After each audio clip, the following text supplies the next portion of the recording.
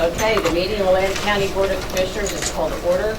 In compliance with the Open Public Meetings Act of the State of New Jersey, adequate notice of this meeting of the Atlantic County Board of Commissioners was provided in the following manner. Published in the Press of Atlantic City and mailed to the Current, the Daily Journal, the Hamilton Gazette, and the Hamilton News, and has been posted on the bulletin boards in the county office building in Atlantic City, the Stillwater building in Northfield, and the county clerk's office in Mace Landing.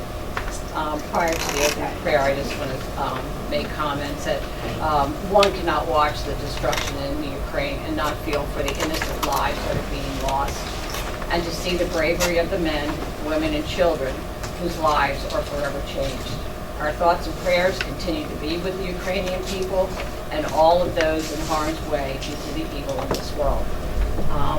And I also want to ask for a moment of silence for Ann Edmonds, who worked for Atlantic County and the Family Success Centers and who passed away. So we'll have a moment of silence.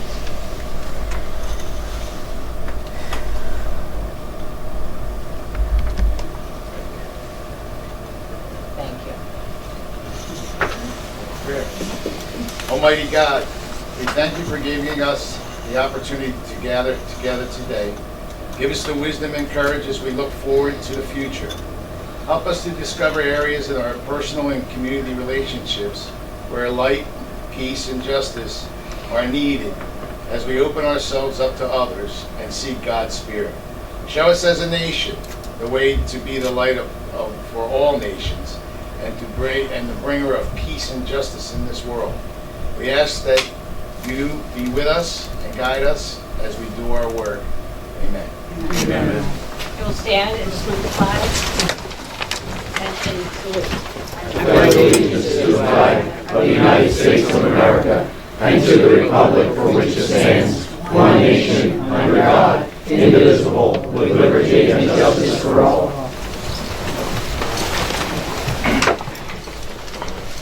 Okay, Madam Clerk, call the roll. Madam Chairwoman, Commissioner Days will be coming on virtually today. Ballas. Present. Bertino. Here. Corsi. Days. Fitzpatrick. Here. Gatto. Here. Parker. Present. Risley. Here. And Kern. Here. Okay, Commissioners have had an opportunity to review the minutes from March 1, 2022. I'll entertain a motion to adopt the March 1, 2022 minutes as presented. Motion. Second. Motion made in second. All those in favor? Aye. Any opposed? Okay, motion carries. And just our little note that anyone that would like to speak during public comments, please come to the podium, state your name and the town you reside. You will be provided up to 3 minutes to speak. If you are attending virtually, please type yes and the resolution number in the question and answer box. Any items not listed on the agenda, you may speak during public comments. You will be raised from an attendee to a panelist. When you're raised, please state your name and the town you reside. Okay, that brings us to our presentations, and we have resolution number 125. Honoring Tajon Florestal, winner of the 2021 Congressional App Challenge for the 2nd District of New Jersey. Okay, and I just want to say I'm especially pleased to have the opportunity of sponsoring this resolution honoring Tajon, winner of the 2021 Congressional App Challenge within the Congressional District 2 of New Jersey. He's an amazing young man who took this project on by himself to develop an application to assist students with their homework. Although I think some of us adults would also benefit from the app. The 2021 Congressional App Challenge yielded 2,101 fully functioning apps and a total of 7,174 students registering for the competition. Each participating member of Congress selects a winning app from their district, and each winning team is invited to showcase their winning app to Congress during the annual House of Code Festival, which I think he'll be traveling to Washington, D.C. Is that it? Congratulations. And I think Mr. Gunther is here as well. Do you want to come up and say a few words? Sure.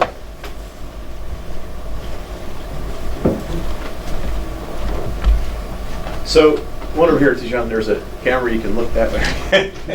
There we go. There we go. Yeah. So Tijan is a sophomore at ACIT in our computer science and programming class, and he has done an exceptional job and quite an accomplishment to win this app challenge. As you know how large the 2nd Congressional District is and how many counties it takes in, how many school districts are involved.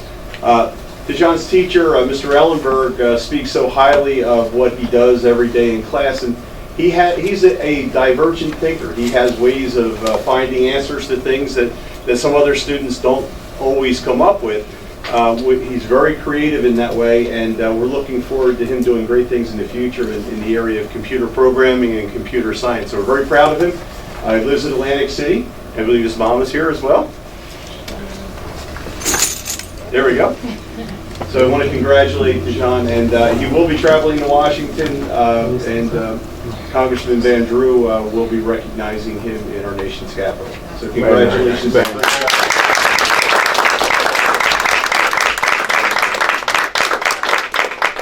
a motion first, and then we'll vote. So moved. Second. Somebody make a motion. Any comments from the commissioners? I saw this when you won in the newspaper, and I was so impressed. Good for you. Thank you.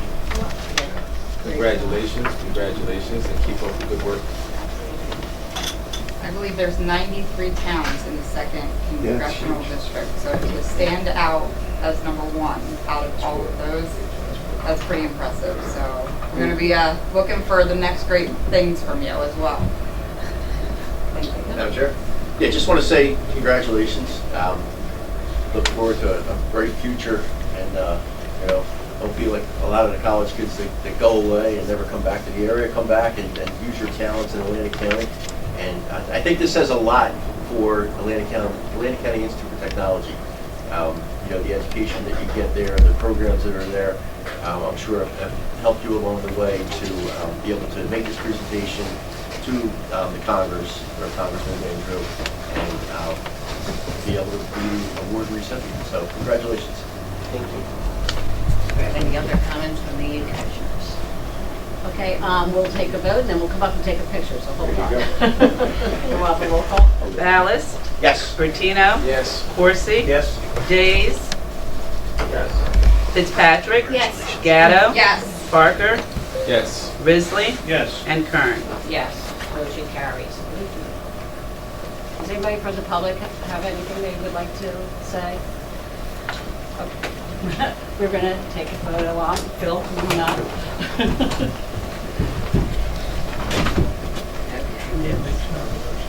And I hope you enjoy DC. Have you gone before down to DC? It's very inspiring. I think you'll love it. Let's see. Maureen, do you want to get the mom? Oh, yes. Mom, would you like to come up? Yep, wherever you want. You want me to take the picture? Yeah, you can do that. Lovely today. You're welcome. There you go. You went, oh, yay!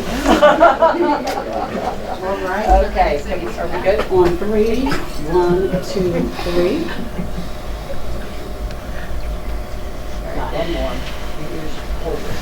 One more. There you go. Can you look over here? We'll take one over here. Oh. One more.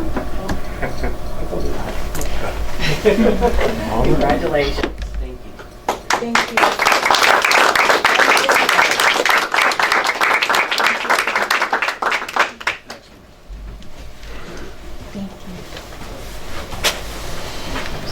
Congratulations. 23 towns and about 250,000 people. Yeah, Atlantic County. Right? Beautiful. The first of many.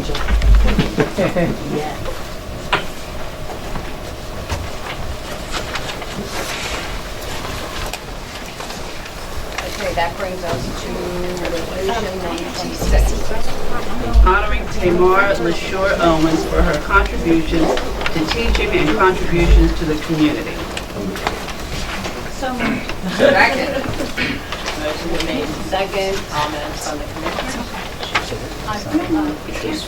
Tomorrow LaShore Owens is the teacher you remember for the rest of your life. Because she makes learning fun and exciting for her students. I wish I had you as a teacher. It's our pleasure to honor you for your contribution to the students of Pleasantville and really the whole state of New Jersey, as the Amotino program you created is the first in the state and a template for other educators to follow. I always enjoy visiting your class and appreciate your dedication to your students. Any other comments? I will say that this young lady is a colleague, friend of mine, and I have been aware of her work and since the beginning, and I watched her grow not only as an educator but also in our union as well as in our NAACP. We share very many organizations together, and so the energy that she brings is very similar in all of those places. When she leaves the room, you will know she was there, and that is for sure. That's a good thing, that's a good thing. In a good way. Do we have any other comments? So congratulations. Thank you. I just really want to thank you as well. I mean, for all the support you give our children, and you know, it's really, really needed in our community. And thank you for all that energy that you poured for it. Thank you. Do we have any other comments? Anything from the public? Seeing none, we'll have a vote. Ballas? Yes. Bertino? Yes. Horsey? Yes. Days? Yes. Fitzpatrick? Yes. Gatto? Yes. Parker? Yes. Risley? Yes. And Kern. Yes, motion carries. Congratulations.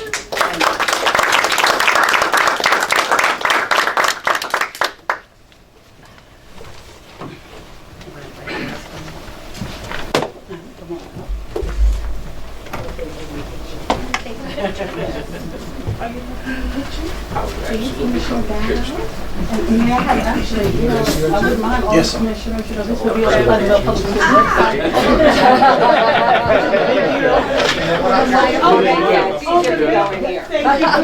You're used to being center stage, woman, so. No, that's right.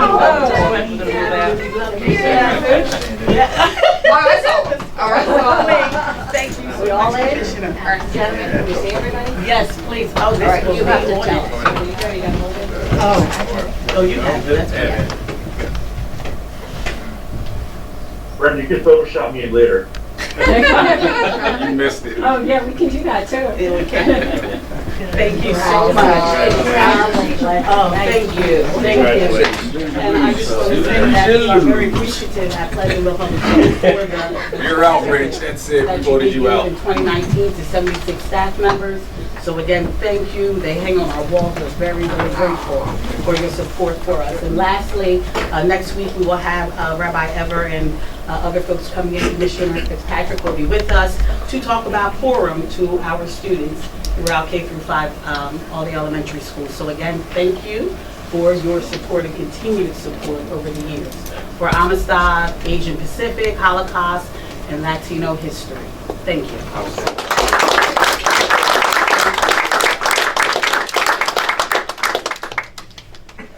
Thank you, sir.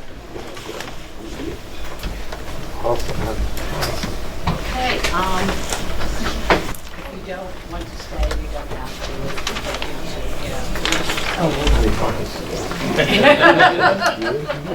But no, seriously, if you don't want to stay for the whole meeting, that is fine. Okay. Very educational. Yeah. Yeah. Thank you, guys. Thanks for coming. Okay, that brings us to your bond. Whoa, Mr. Gunther, that didn't apply. We have some questions for you, young man. You know where I am. Thank you. Thank you. Take care. Okay, bond ordinance number 1. Bond orders providing for various improvements to county libraries in the County of Atlantic, State of New Jersey, appropriating $4,327,773, therefore, including grants received or expected to be received from the New Jersey State Library Construction Bond Act program, and authorizing the issuance of $2,163,000 $886.50 bond or note to finance part of the cost thereof. First reading. So moved. Motion made and second. Any comments for the commissioners? Seeing, hearing none, since it's the first reading, there's no public comments at this time, so we'll have a roll. Ballas? Yes. Bertino? Yes. Coursey? Yes. Days? Yes. Fitzpatrick? Yes. Gatto? Yes. Parker? Absolutely. Risley? Yes. And Kern. Yes, motion carries. Ordinance number 2. An ordinance establishing salary ranges for various county government officials and employees and establishing annual cost of living adjustments. Final reading. First reading. I'm sorry, yes. Motion. Enough, I guess. Motion made and seconded. Any comments from the commissioners? Seeing, hearing none, as we know, no public comments since it is first reading, so I'll do it. Ballas? Yes. Bertino? Yes. Coursey? Yes. Days? Yes. Fitzpatrick? Yes. Gatto? Yes. Parker? Yes. Risley? Yes. And Kern. Yes, motion carries. So Yes, brings us to to our that. resolutions. We talked the grants with resolution 103. Grant application and acceptance from the New Jersey Department of Law and Public Safety, Office of the Attorney General, Division of Criminal Justice, for the Violence Against Women Act Grant Program, funded amount $58,031, in-kind match $25,484. Motion. Motion made, second. Any comments from the commissioners? Seeing, hearing none, anything from the public? Okay, well, roll call. Ballas? Same. Bertino? Yes. Coursey? Yes. Days? Yes. Fitzpatrick? Yes. Gatto? Yes. Parker? Yes. Risley? Yes. And Kern. Yes, motion carries. Resolution 104. Cost reimbursement subaward agreement with Rowan University for funding from the COVID-19 vaccination program, Activity B 2022 grant for the costs associated with Rowan's Medicine's mobile COVID-19 vaccination program. Amount not to exceed $50,000. Motion. Motion made and second. Any comments from the commissioners? Madam Chair, just to highlight, this is a partnership with our Hope One mobile unit, and they're basically going to be able to give the COVID-19 vaccine as the Hope One van is moving around the county. Thank you, Commissioner. Any other comments from our commissioners? Anything from the public? Okay, we'll have a roll call. Ballas? Yes. Bertino? Yes. Coursey? Yes. Days? Yes. Fitzpatrick? Yes. Gatto? Yes. Parker? Yes. Risley? Yes. And Kern. Yes, motion carries. That brings us to professional service agreements with Resolution 105. Amending Resolution Number 130, adopted March 2nd, 2021, a professional services agreement with Atlantic Care Physician Group and Health Med Associates, PC, doing business as Health Med Urgent Care to provide post-offer pre-employment physicals and associated diagnostic testing to prospective employees for designated positions. Amount not to exceed $34,225. Second. Motion made second. Any comments from the commissioners? Seeing, hearing none, anything from the public? Okay, we have a roll call. Ballas? Yes. Bertino? Yes. Coursey? Yes. Days? Yes. Fitzpatrick? Yes. Gatto? Yes. Parker? Yes. Risley? Yes. And Kern. Yes, motion carries. Resolution 106. Professional services agreement with Atlantic Care Physician Group, PA, and Health Med Associates, PC, doing business as Health Med Urgent Care to provide post-offer pre-employment physicals and associated diagnostic testing to prospective employees for designated positions, amount not to exceed $45,070. Motion. Motion made and seconded. Any comments from the commissioners? Seeing, hearing none, anything from the public? Okay, well, roll call. Ballas? Yes. Bertino? Yes. Coursey? Yes. Days? Yes. Fitzpatrick? Yes. Gatto? Yes. Parker? Yes. Risley? Yes. And Kern. Yes, motion carries. So, tell me you gotta go. Resolution 107. Renew a competitive contract with Royal Printing Service for the provision of election ballot services for 2022 elections. Amount not to exceed $447,000. Motion made second. Any comments from the commissioners? Seeing, hearing none, anything from the public? Okay, we'll have a roll call. Ballas? Yes. Bertino? Yes. Horsey? Yes. Days? Yes. Fitzpatrick? Yes. Gatto? Yes. Parker? Yes. Risley? Yes. And Kern. Yes, motion carries. That brings us into change orders. Resolution 108. Change order number 1 and final, contract with South State Incorporated for roadway improvements to Central Avenue Phase 2 in Buena Borough. Net increase $44,234.70. Motion. Second. Motion made, second. Any comments from the commissioners? Seeing here none, anything from the public? Okay, we'll have a roll call. Ballas? Yes. Bertino? Yes. Horsey? Yes. Days? Yes. Fitzpatrick? Yes. Gatto? Yes. Parker? Yes. Risley? Yes. And Kern. Yes, motion carries. That brings us to Resolution 109. Amending Resolution Number 29, adopted January 18, 2022, an emergency contract with Matt Black Kia for the lease of 3 vehicles to be used by the Sheriff's Office for the Community COVID-19 Response 2021-2022 program. Down payment, $6,758.96. Lease payments, $38,996.65. Motion. Motion made, seconded. Any comments from the commissioners? Madam Chair, just, we went over this in the Budget Committee, just to clarify, we've already approved this program. This is just kind of contractually changing where the money's got to go from the Matt Black perspective. That's it.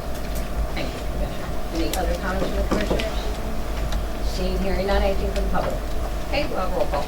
Ballas? Yes. Bertino? Yes. Horsey? Yes. Days? Yes.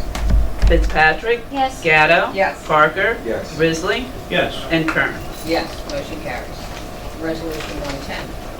Affiliation agreement with Stockton University for an internship program with various Atlantic County departments, no cost. Motion. Motion is made and second. Any comments from the commissioners? Seeing, hearing none, anything from the public? Okay, we'll have a roll call. Ballas? Yes. Bertino? Yes. Horsey? Yes. Days? Yes. Fitzpatrick? Yes. Gatto? Yes. Parker? Yes. Risley? Yes. And Kern. Yes, motion carries. Brings us to Resolution 111. Shared services agreement with South Jersey Transportation Authority for the provision of community shuttle services along the Route 40 and Route 54 corridors, amount not to exceed $200,000. Motion. Second. Motion made and second. Any comments from the commissioners? Seeing, hearing none, anything from the public? Okay, we'll have a roll call. Ballas? Yes. Bertino? Yes. Horsey? Yes. Days? Yes. Fitzpatrick? Yes. Gatto? Yes. Parker? Yes. Risley? Yes. And Kern. Yes, motion carries. To Resolution 112. Business associate agreement with the New Jersey Department of Human Services, Division on Aging Services, and the Atlantic County Office on Aging to be included with the 2022-2023 State Health Insurance Assistance Program grant. Motion. Motion made and second. Any comments from the commissioners? Seeing, hearing none, anything from the public? Okay, we'll have a roll call. Ballas? Yes. Bertino? Yes. Horsey? Yes. Days? Yes. Fitzpatrick? Yes. Gatto? Yes. Parker? Yes. Risley? Yes. And Kern. Yes, motion carries. Resolution 113. Standardized resolution to be filed with the 2022-2023 State Health Insurance Assistance Program grant by the Atlantic County Office on Aging. Second. Motion made and second. Any comments from the commissioners? Seeing, hearing none, anything from the public? Okay, we'll have a roll call. Ballas? Yes. Bertino? Yes. Horsey? Yes. Days? Yes. Fitzpatrick? Yes. Gatto? Yes. Parker? Yes. Risley? Yes. And Kern. Yes, motion carries. That brings us to Resolution 114. Resolution requesting a transfer in the 2021 budget in accordance with the provision of NJS 40A:4-58. Motion. Second. Motion made and second. Any comments from the commissioners? Seeing, hearing none, anything from the public? Okay, we'll have a roll call. Ballas? Yes. Bertino? Yes. Horsey? Yes. Days? Yes. Fitzpatrick? Yes. Gatto? Yes. Parker? Yes. Risley? Yes. And Kern. Yes, motion carries. Resolution 115. Temporary fiscal year 2022 capital budget. Motion. Motion made and second. Any comments from the commissioners? Seeing, hearing none, anything from the public? Okay, roll call please. Ballas? Yes. Bertino? Yes. Corsi? Yes. Days? Yes. Fitzpatrick? Yes. Gatto? Yes. Parker? Yes. Risley? Yes. And Kern. Yes, motion carries. Resolution 116. Resolution in support of Ventnor's application to the state of New Jersey for shared services and school district consolidation study and implementation grant funds, no cost. Motion made and second. Any comments from the commissioners? I just want to say, I think this is a really great start because consolidating school districts is really the only way we're going to see any property tax relief in the state. This is a great thing that's happening. Thank you. Let's study it more. Well, it's a step. It is a step. Any other comments from the commissioners? Seeing and hearing none, anything from the public? Okay, well, roll call. Ballas? Yes. Bertino? Yes. Corsi? Yes. Days? Yes. Fitzpatrick? Yes. Gatto? Yes. Parker? Yes. Risley? Yes. And Kern. Yes, motion carries. Resolution 117, please. Amending Resolution Number 403, adopted August 3, 2021, a grant application to the United States Department of Housing and Urban Development for the Atlantic County fiscal year 2021 to fiscal year 2025 consolidated plan and the fiscal year 2021 annual action plan to the Community Development Block Grant Program and the Home Investment Partnership Program. Amount not to exceed $4,285,530. Motion. Motion made and second. Any comments from the commissioners? So, Madam Chair, I believe these are this money is going to be used to help address some of the housing issues we've seen following the pandemic. And our improvement authority administers the program. And I know we have somebody here, I don't know if you want to have a little more detail. Sure, I can give a brief overview. This amendment was necessary because in the American Rescue Plan, they awarded the 2021 home year additional funding across the nation. Atlantic County was awarded about $2.4 million more dollars that we have to work into our plan. And as Commissioner Gatto said, she's completely right. It is for housing needs, mostly pointed towards the homeless and homelessness prevention around the pandemic, which I'm sure we'll work with the Department of Family and Community Development to really get a picture of what those are, and then develop them into a plan where we'll spend this money wisely. Thank you. Any other commissioner comments? Seeing and hearing none, anything from the public? Okay. Can I ask a, Oh, yes, yes. do the police, they encounter a homeless person, do they refer them to such resources? Oh, I'm sorry, your name and, My name's Lee Diamond, I live in Margate. okay. Jerry? Yes. I'm not Yeah. sure. Well, I know they do have some. yeah, type of depending on program. where somebody presents Yeah. themselves as homeless, 90%, 95% of people are presenting homeless in Atlantic City. After hours, there's a whole process. It's called 211. So if you call 211, they refer you to the rescue mission and to the staff that are assigned. If it's during the daytime, you can either go to Volunteers of America or you go to the Jewish Family Services, and they're in our building. They're the one-stop operator. It's called a single point of entry, and then you go through the whole system. There's about 25 agencies that deal with homeless, and the county is a prime provider of services for the homeless with respect to TANF, general assistance, food stamps, Medicaid. So, yes. Thank you. Is there anything else from the public? They should be right to Jewish Family Services. roll call. I'll give you a card. We didn't do a roll call. Ballas? Yes. Bertino? Yes. Corsi? Yes. Days? Days? Just nod. Fitzpatrick? Yes. Gatto? Yes. Parker? Yes. Risley? Yes. And Kern. Yes, motion carries. Now I'll entertain a motion to combine and adopt resolution number 118, 124, which are appointments and reappointments. Second. Commissioner, Committee, seconded, and the Commissioner Comments? Seeing and hearing none. Any comments from the public? Okay, we'll have roll call. Ballas? Bertino? Yes. Corsi? Days? Fitzpatrick? Yes. Gatto? Yes. Parker? Yes. Risley? Yes. And Kern. Yes, motion carries. That brings us to Resolution 127. Resolution authorizing an investigative inquiry concerning the Atlantic County Utilities Authority, sponsor Karen L. Fitzpatrick. Madam Chair, just a suggestion, I think this was tabled, although it was an actual resolution. My thought would be to entertain a motion to take the subject matter off the table and consider it. Simply because you did technically table it at the last meeting. So you need a motion Motion to take it off the table. I'll make that motion. So moved. Second. Do we need a roll call on that? Yes. Okay, we'll have a roll call.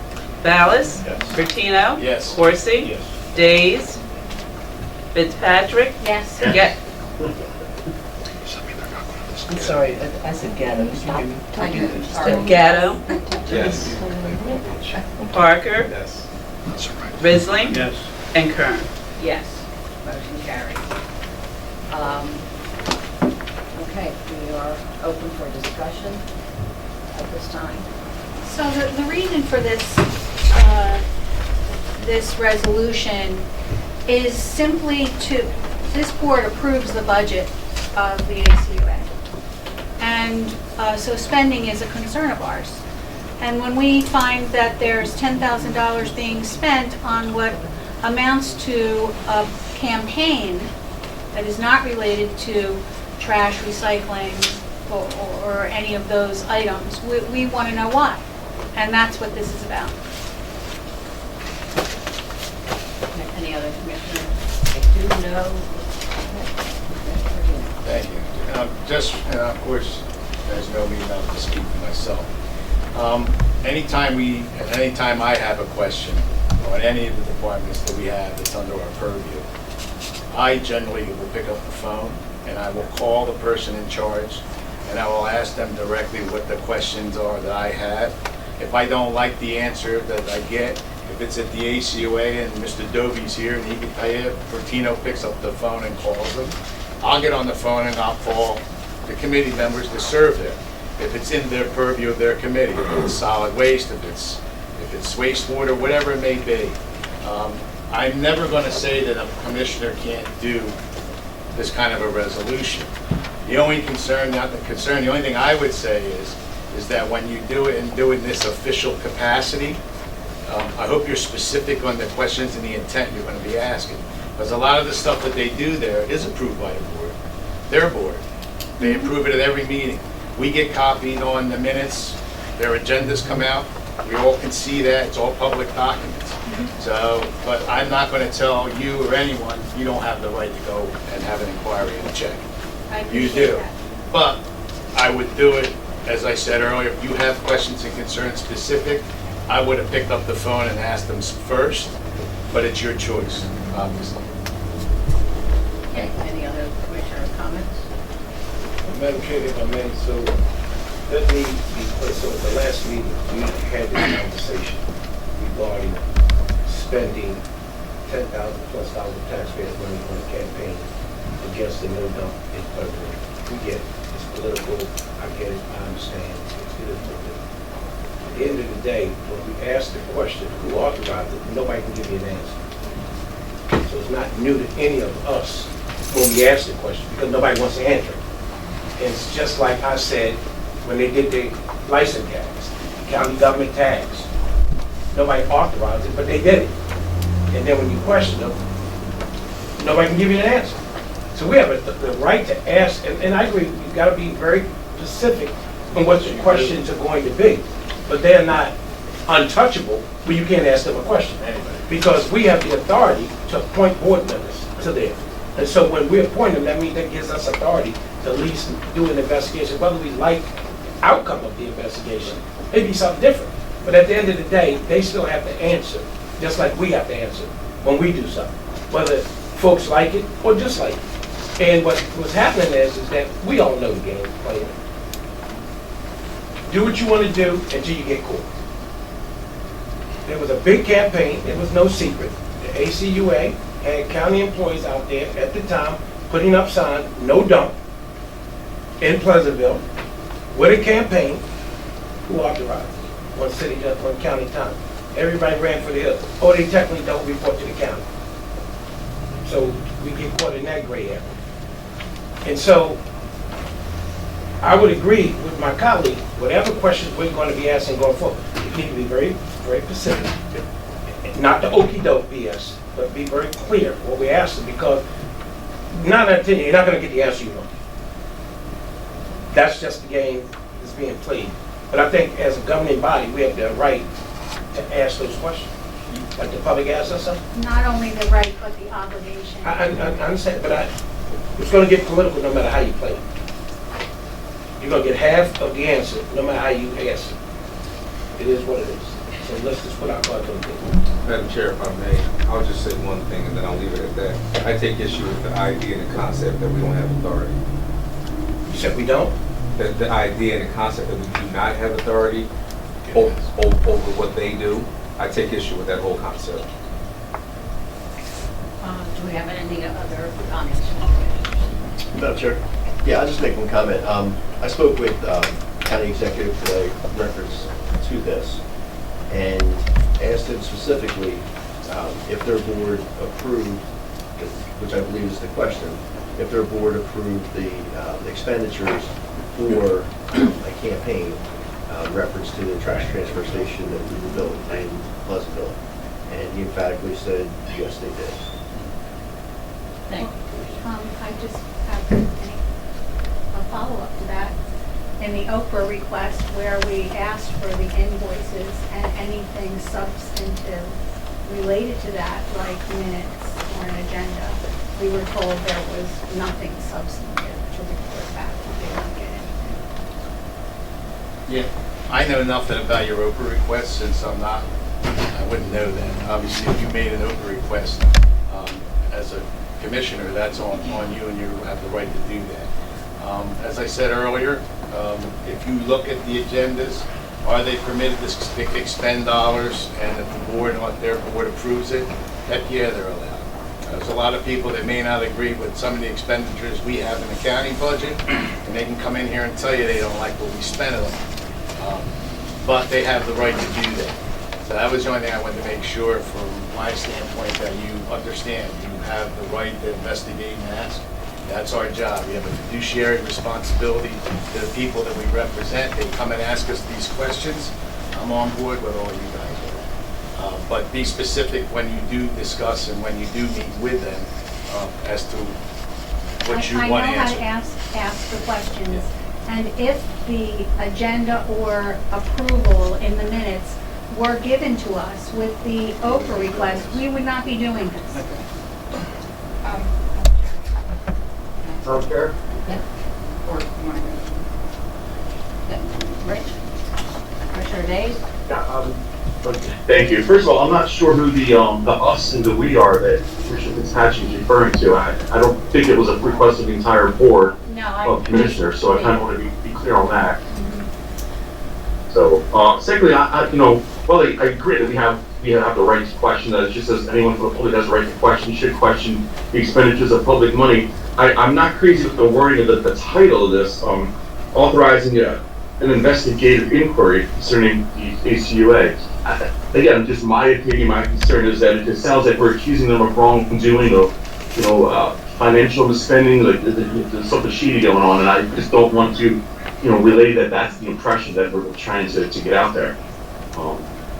Again, take it as you may, it's just my concern with the wording of the title. That's what most people are going to see, it's going to be reported in the paper, so I just kind of want to caution moving forward, as Commissioner Martina said, that any investigation or questioning is pretty specific. Thank you. Thank you, Commissioner. Any other commissioner comments? Thank you, Madam Chair. I would have a question of Commissioner Fitzpatrick. Is there any other topics besides this one that you feel that we need to investigate? No, this is No it. other topics? $10,000 public money on a campaign. Well, I will be voting no because I don't think it's necessary. The authority is an authority. It has the power and the right to spend money as they see fit. They're going to reply, of course, that they're raising public awareness, which would be a legitimate function of the authority as well. They're raising public awareness. So I don't see any reason to have a committee unless there's other issues that I'm not aware of that need to be discussed, which I don't think so. I will not be supporting this. Madam Chair, may I just, I am astounded.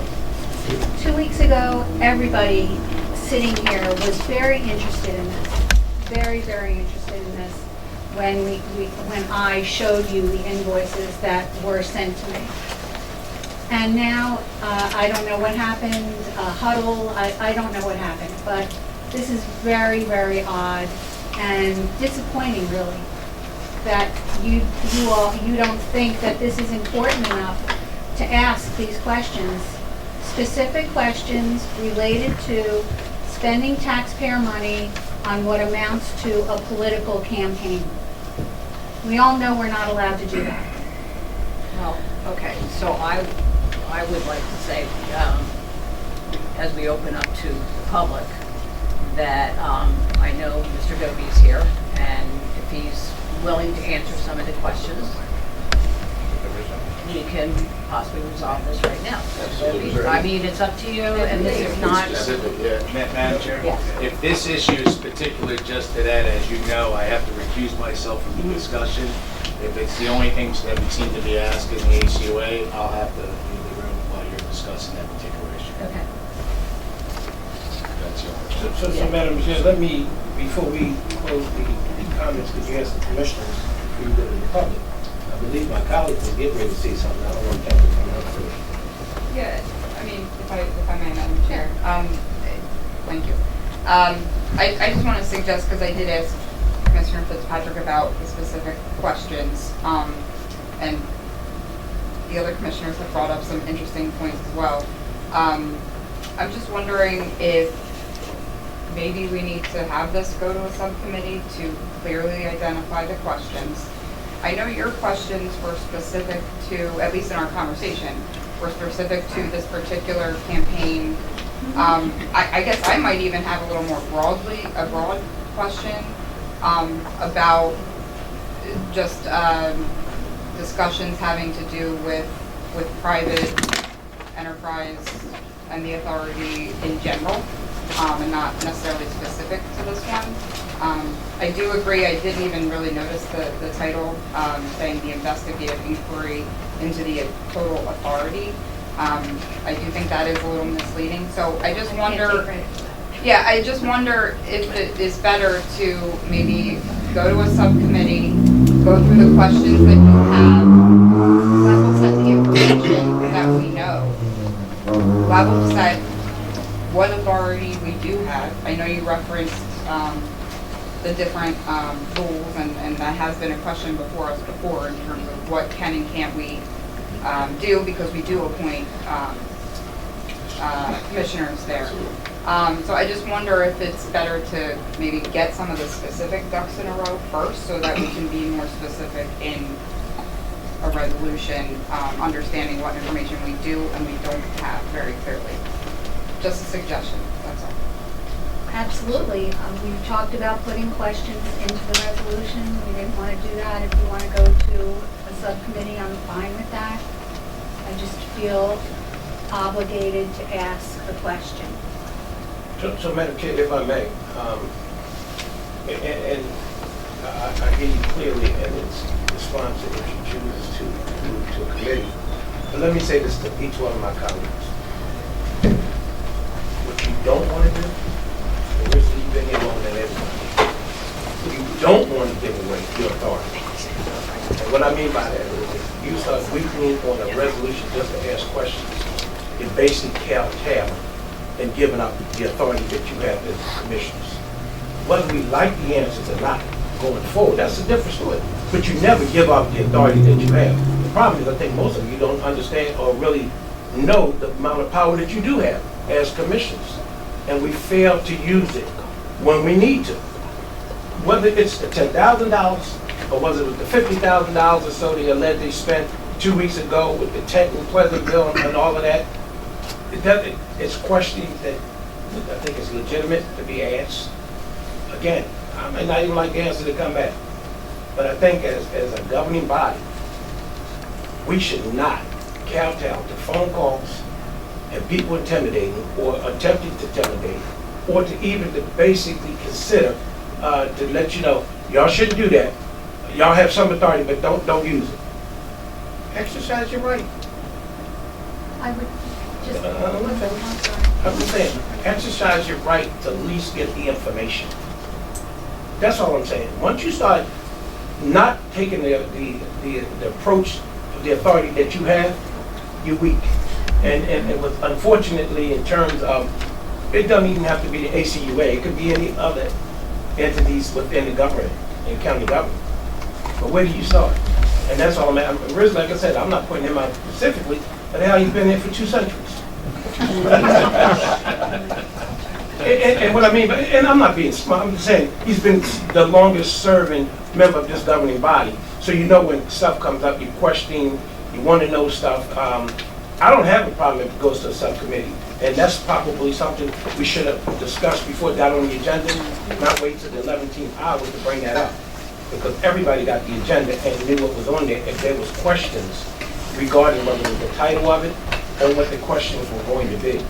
But to sit here today, I think it's disingenuous to make those kind of statements and comments, because we all had enough time to say, hey, listen, let's send it to a subcommittee, which I'm still not objecting to. But I just wish we'd have done before we got here. That's all I'm saying. Yeah, and I understand what you're saying. I think sometimes we could look at some things ahead of time when we get the agenda and make some suggestions better than what we do and, having it, time. So that's not a bad idea. Madam Chair. Yes. President, I wasn't taking a shot at you. Let's go. But you have been here for 2 seconds. Look, the ACUA has a board, very competent people on it. Mayor Pleasantville is on it. I'm sure they've had discussions internally as well. And if this is the only issue that's come up, we can, answer this right here and now. We have Rick Dovey here, and he can certainly comment on this. But I believe in the end, what the authority did, people may not like it, but they were raising public awareness to a problem. Now, how you go about that is, another thing. But that's what they were doing. They were raising public awareness, which I think is important as well to people of Pleasantville, people in the area. So with that, I would like to hear from Mr. Dovey. Do I have any other comments? Madam Chair, I agree with what both of my colleagues just said. I'd like to hear from Mr. Dovey. Mr. Derby, are you willing to take some questions at this time? It's based on, it's on that issue, right? Sure, absolutely. I have gotten a late message that the sponsor may have wanted to direct me some questions, and that's why I'm here. I wasn't planning on being here today, but I'll be happy to answer the questions you have on the specific topics you outlined, and pretty much anything else that comes up. But I do want to correct 2 things that have been said earlier. You certainly have the right to investigate and question the authority. I've been the president for almost 32 years. It's happened 3 times before. It has worked out fine. There's no question that we're a part of county government, and the board of commissioners has the right to ask questions and have investigations. It's happened before, and it probably will happen again. So there's no question there. Okay, so That's what it. question is But let me just add one other thing. Budget is not approved by the Board of Commissioners. Our budget is approved by the county executive, and then it goes to the Department of Community Affairs for approval. Our board first, then the county executive signs off on it. The rates, they come here every year at our insistence. to courteously present that budget and those rates to the Board of Commissioners, and we have for 25 years. So that's just the foundation. Now, there were a number of questions that Commissioner Fitzpatrick, you had. Please, yes. Thank you. Thanks for coming. I appreciate it. And this in no way is a reflection on the work of the ACUA as an entity. This is a very specific situation. So what Commissioner Risley was talking about was raising public awareness, which absolutely is necessary in a lot of situations, and this is a big one. This is a situation where the public needs to be aware of what's going on and what changes may be made in their neighborhood. But my question is, why go through expense like that when you have opportunities to have a public forum that isn't spending public money? You said that you went to Pleasantville City Council meeting. I was at your town hall, as you know, last Thursday night. You said that you went to a Pleasantville City Council meeting and the developer of the entity was there and gave a big presentation, and he was apparently on the agenda, and then when you wanted to speak, you were not given the opportunity that you would have liked. Not that I would have liked. You would basically guess that it's going to be equal time. Were you on the agenda as well? There was no agenda. It was a special meeting of Pleasantville City Council. As I was told, both parties would come and make a presentation, and then there would be questions for the public. The applicant and the city consultant, between the both of them, had about an hour and 15 minutes to make a presentation. Some of the people in the room right here were probably there. And then they opened it up to questions. Councilman Davenport of the City Council said, whoa, is the ACUA going to get an opportunity to speak? Reluctantly, I was granted 3 minutes. And I started, even though it was clear, we had many minutes of presentation ready to go in the room. It was in a gym. I stretched it to 8 minutes. At one moment, I said, please move that chart over so I can show the crowd. And the city directed employees to stop that and told me, don't do that again. You are not to show those charts. That was the end. So that was a city council meeting that actually was instigated by the ACUA and Councilman Davenport. But the city controlled it because it was a city council meeting. The city council president controlled the meeting, as you should. And he's the one that determined who spoke, when they spoke, for how long they spoke. And that was it. Up until the meeting that just happened 2 weeks ago that we sponsored, there was no public meeting. There has been no public meeting since that date. That's August 11th of 2021. Okay, so my question would continue. Why wouldn't you request to be put on the agenda of a city council meeting where you can give public awareness to the people who live in Pleasantville? In May of last year, I personally met with Mayor Ward and the city administrator and went over the reasons the ACUA was opposed to it on policy issues, and then specifically about the site and the ability of this project to actually accomplish what has been purported, and what were the issues, specific issues. There was no follow-up to that. There were no answers. There were no, okay, thanks, Rick, we'll look into that. There never was a response. So I'm just looking for avenues that could have been taken instead of spending this money. And again, at the town hall last week, you yourself said that was a lot of money and that you would probably have to answer some questions in about 2 weeks, right? You said that. That was the last thing you said. Absolutely. I anticipated that would be asked.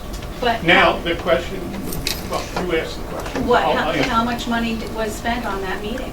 I don't know specifically, that's one reason, because we didn't add it all up, but it wasn't what had been purported earlier by somebody, $50,000. We rented a tent, we got some AV equipment, we hired a Spanish translator, because we know this is in a Spanish neighborhood, speaking neighborhood, and that is a barrier.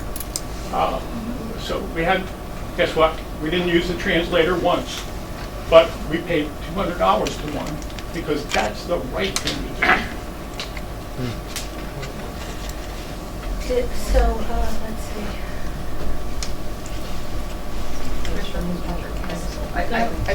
No, I'm asking you. I thought your major question was around the 10 grand. Yeah, Did we get your answers to the 10 grand? I'm hearing that the executive approved it. I wasn't given the minutes when I asked for them. By the minutes were not given to you by whom? Not given to you. And I requested them in an Oprah. You did not, Commissioner, you did not request through an Oprah. First of all, you can call me and you can call our staff and they will answer. You would have gotten the questions. Commissioner Bettino's not in the room, but he indicated earlier, and he has over time, directly indicated. We don't make commissioners or the county executive's office go through an Oprah process.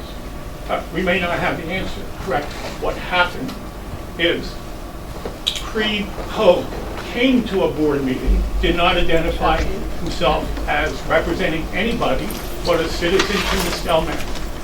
And he handed Mr. Gillespie, our board secretary, an Oprah already filled out and completed, and then left the room. So we had no idea that that was a request from you. But if a commissioner Does ever... that make a difference? He didn't say he was a commissioner. We don't, no, we would get literally a deluge with requests for information from everybody. So outside people who are not within the county government, they have to go through the Oprah process. That's just to keep it straight.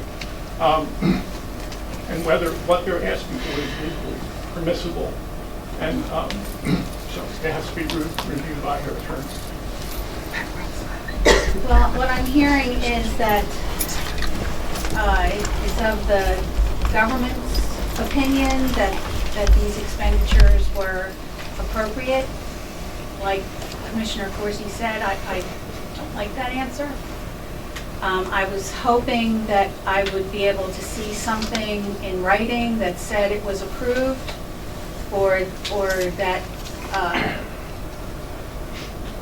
some other reason why you would rent the church and the tent and not use the library in Pleasantville that the county Every owns. building was closed to us.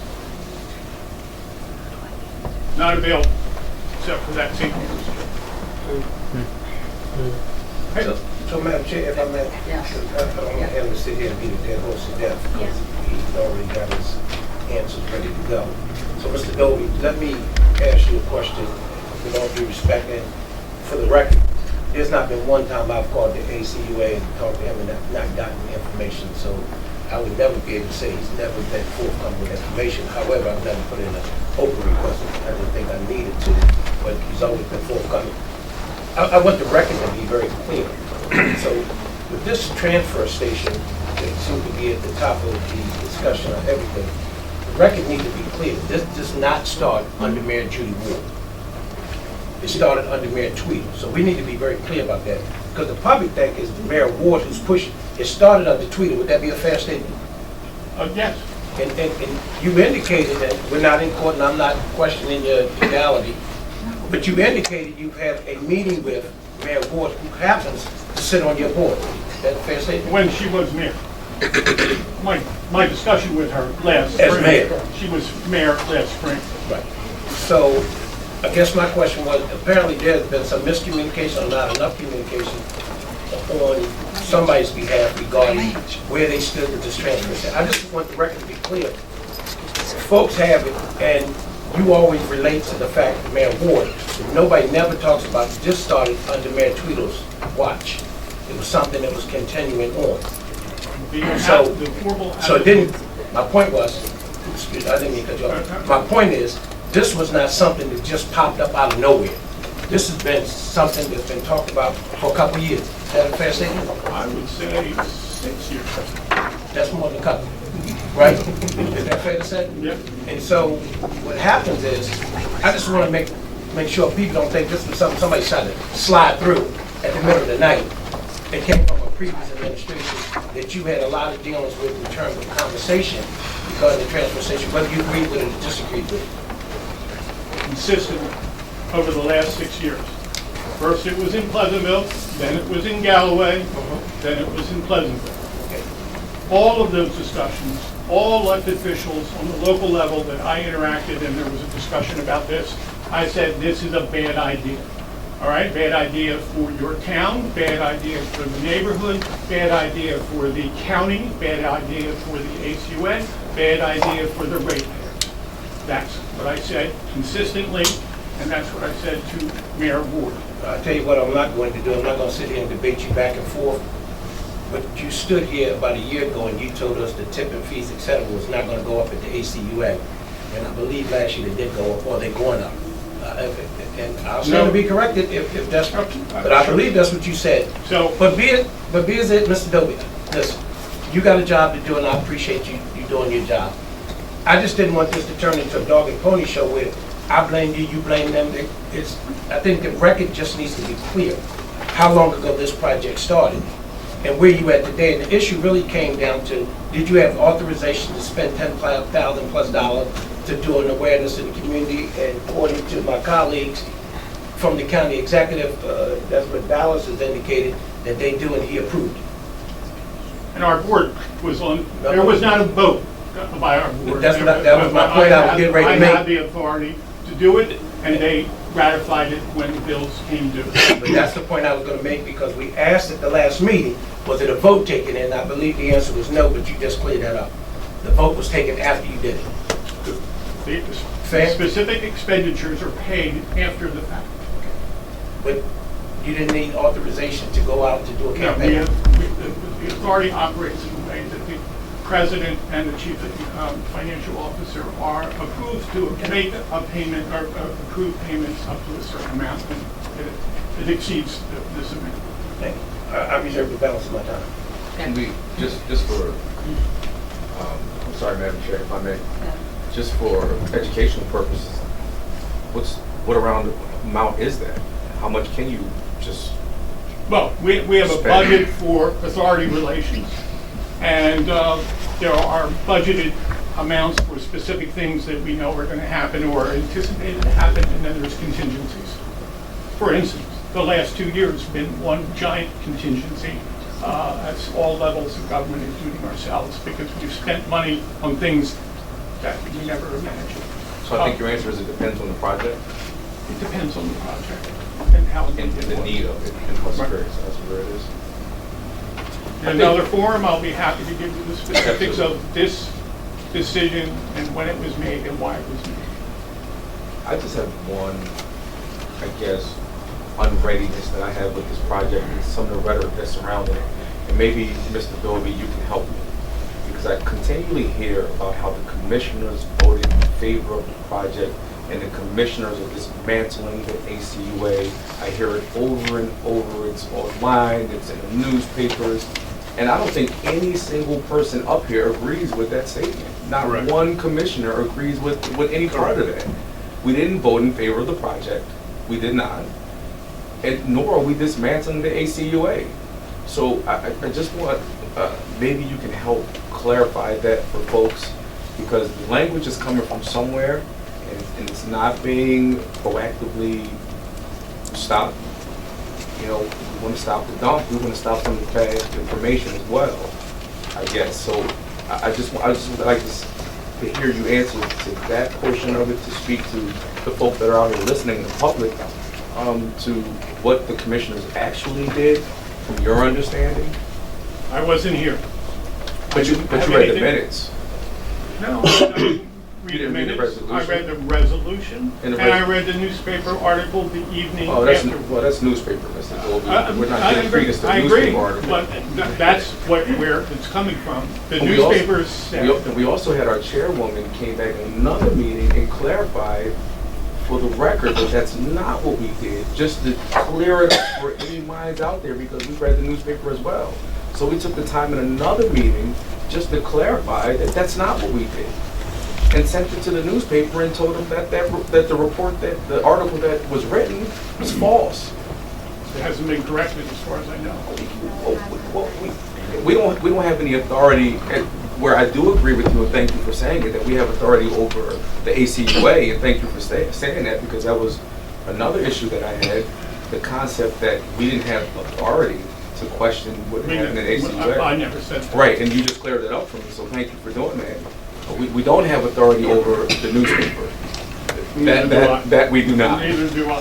So we can't make them reprint the newspaper article. There's nothing we can do more than what we've done. You know, and what we did was we came back to an official meeting, public meeting, and we said for everyone to hear that that is not what we did, and yet it still continues. And so I just think that's a little disingenuous, and you know, I'm not going to speak for any of my colleagues, but I personally get tired of hearing it. I get tired of reading it, and it doesn't seem like anyone's interested in cleaning up that myth. Because What did you vote on then? Say again? What did you vote on? Let's just keep it, keep Well, the public portion. So what we got, That's the right fashion, please. Let me, if I can, Madam Chair, if I can piggyback on that. So, Mr. Doby, it is also, in my opinion, that you, as the executive director, need to clean that up as well. People, and I agree with him, my colleague over there, what's happening is people think that the county is sponsoring or at least funding a transfer station in Pleasant, and that's not true. You know it's not true, we know it's not true. I know you're not responsible for what the newspapers say, but you also have employees going around telling people that. I do not. I have No, none. you- I have oh, not- you do. I do not have employees. Oh, yeah, saying you that do. they- Now, you might not be right there watching them or hearing them. Oh, but they saying it. They saying it. Again, like the newspaper, I don't control everything an employee says. But Good or bad. if I may, Madam Chair, but that is under our purview, that is under our authority. If one of your employees is out there saying something false about this commission, that is within our authority. And so what we're saying is, it's in your authority as well, so we're asking you to handle it, because they're your employee. So you as the person who's in charge of that organization, that's your employee saying something negative or false about this commission, that's a problem.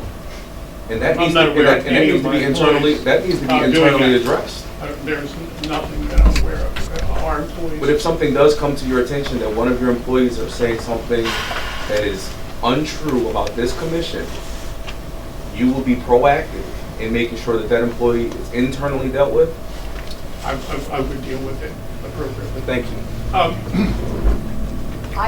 Are there? Go ahead. I'm There's any sorry, other are there any other questions? I have- questions specifically? I just,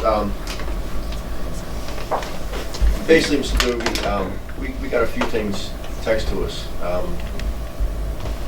Your website with, you know, things as though that Commissioner Parker just brought up about, you know, the Board of Commissioners are trying to dismantle and do away with the ACUA. There's one that's right here that it seems the county commissioners want to pull clean water and clean air out from under us after all the work we have done to make our county a safer place to live. Why on earth would the county commissioners do such a thing? And you know, I mean, the text, the statement is that long, and it appears as though it's coming from your website, and supposedly it's by somebody who's being paid for you to run. I would hope that ACUA isn't running a campaign, a dishonest campaign against the Board of Commissioners because Commissioner Fitzpatrick asked to have an inquiry. I would hope that that's not the case, but that's what it appears, and it's showing ACUA's website with all these statements on there. So maybe we can look into that and have that. Website, or can you please define what you're talking about? The ACUA website proper is not, and I don't believe that the Stop the Dump website, which we do sponsor, is I don't know what website it's coming from, but Okay, it so appears, those are the two as that though were- it's, those are the it says two. ACUA with the little trash can on it and the recycle can and all that kind of stuff. So if we got it text to us, I'm sure you got it also. So if it's somebody, I would just say, listen, look into it, and it's not true. The Board of Commissioners are not against ACUA. ACUA does a great job and have done a great job, and have got many, many awards here in Atlantic County. The Board of Commissioners is not trying to dismantle ACUA. We're not trying to do away with ACUA. I don't even know where that information's even coming from, but it's dishonest, it's disingenuous, and if it's from someone from your office or someone from outside of your office that's being paid through the campaign, stop. We're not paying anybody outside the ACUA. Okay, then it's somebody inside the ACUA. No, it's not somebody inside. Okay, then it's somebody that has an interest with ACUA. We'd like it to stop. We don't know where it's coming from. I can speak up, sorry. Sorry. No, we're not. Okay, but it's my Facebook group, I'm just letting you know. Public meeting. Sorry. I know, I'm the public. Not. When we get to the public portion. We'd like So there's where it's coming from. Okay, I'm just gonna ask, do you have any other questions pertaining to this matter? No more questions. I'm satisfied. Okay. Commissioner, can we withdraw your Okay, in 1 second. So Mr. Doby, my final question, comment to you would be that if you're going to have this campaign continuing regarding no more dumping in Pleasantville, I just wish you would have made those inquiries when Mayor Tweeder was in office and not after that, because you were against it then, you did no campaign. Out of office, you led a campaign. So I do question that, no question about it. But be as it may, that was then, this is now. And at the end of the day, who says, and I repeat this every meeting, just because Pleasantville government is interested in the transfer station does not mean that they're going to get DEP approved. You know it, I know it, I think most of us know that. But you can't fault them for attempting to bring some additional revenues into the communities. Everybody's not going to agree with it, and it's okay. But you should have let this same campaign when Mayor Tweedy was in office. Get to speak out. And you didn't. As you indicated, you were against it then, and you're against it now. The question is, what took you so long to come out with a campaign? Here's the difference. The applicant did not formally apply until April 6th of last year. But you knew there was a consideration. And we were behind the scenes indicating that this is not a good idea. To the applicant himself, Again. on 3 occasions, in Mr. Doty, person. with all due respect, I hear you, I totally disagree with you. If you were against it then, you should have been against it from the door, not wait for somebody to apply an application. That was just cover up, misleading to the public. And so, whatever's gonna happen is gonna happen. It's out of our hands until the DEP or whoever will make that movement. Except that's actually not how it works. But however it works, we don't get to make that final call. Well, you get to make a We have major call. we have a say-so, but we don't get to make the final call. So again, don't mislead the public. I'm not going to speak. First step in this county, by the plan approved by you, by this Board of Commissioners and the county executive, is that an application for a facility, a solid waste facility, recycling, trash, whatever it is, must be authorized and clearly approved specifically by the host municipality. That's step 1. Step 1. So are we past step 1? Oh, that's debatable. That's debatable. Here we are again. Well, Here we are again. okay, but these guys that That's we're not all, the, that's not the issue round here. and round. yeah, we're going, that's not the issue that Here we're we are talking again. about right But now. I think it's disingenuous. You want to, he made a statement that my colleague asked a question. So if you don't want to talk about the specific issue, just cut the meeting then. Just cut it off. He asked one question. Mr. Doby's going all the way around and around. If you don't want to, we talked about the $10,000. I get that part. If that's all we're going to do, end the discussion. We get into discussion, absolutely. Because he's asking one thing, he's saying something else, and then when you question, y'all want to stop. Well, You can't have it both ways. All right, I disagree with you. You have made have a a right to point. disagree. We do. And I think that he's answered, and do you have anything else to say from it? I mean, we can leave I it at have that. nothing We've else had- for I do have today's another- meeting. Madam Chair, I do have Again, another question. I look forward to the opportunity to meet with individual commissioners, committees of commissioners, whatever is the appropriate way, and have a long, thorough discussion about any aspect of this application and where it is and what our opposition is to it, what's wrong with it, what its impacts are, and then anything else you want to question about the authority. And we appreciate that, we do. And that's, I'm sure this conversation will continue, but it doesn't need to continue here. We were talking about one specific, and greatly appreciate you being here. We're not, we're not here to be judge and jury, we're just here to ask some questions. And do we have any other further questions? I do. I'd like to know what the RCRA, if you know what that is, and the flow control. What is their role? RCEA, I'm not sure. It was referenced on that site that we just got done talking about. That I don't have anything to do with. The RCRA and flow controls, and what their role is in seeing this project to the next step, the step 2 that I think you were getting to. I think that's where it goes to them to play a role in, as the authority to say whether this thing can happen or can't happen. So it's not the commissioners. The point I'm making is it's the language and the rhetoric is though we're doing this as a committee, as a commission, as a board, that we're doing this project, that we're voting in favor of this project. And it's very disingenuous. And you know that I've met with you several times, and I have no problems meeting with you as many times as we need to meet. And we can have this conversation offline, as the chairwoman has just suggested. I don't have a problem with any of it. I didn't have a problem having the whole thing in a different forum. Right. But we're here now. And so we need to clear some of the public air, because we're talking about the process. And you said step 1 in these municipal approval, and that's Pleasantville. That's the city of Pleasantville, not the Atlantic County Commissioners Board. Interim is the Solid Waste Advisory Council. So before it comes to the commissioners, it must be reviewed and either approved or denied or modified recommendations from the Solid Waste Advisory Council. We would have to advise, in order for the project to happen, the Solid Waste They have to act first. Advisory, right, they would have to act Right, and they get the and edit whatever our plan is, our solid waste. So the application went in on April 6th. The county planning department reviewed the application right away.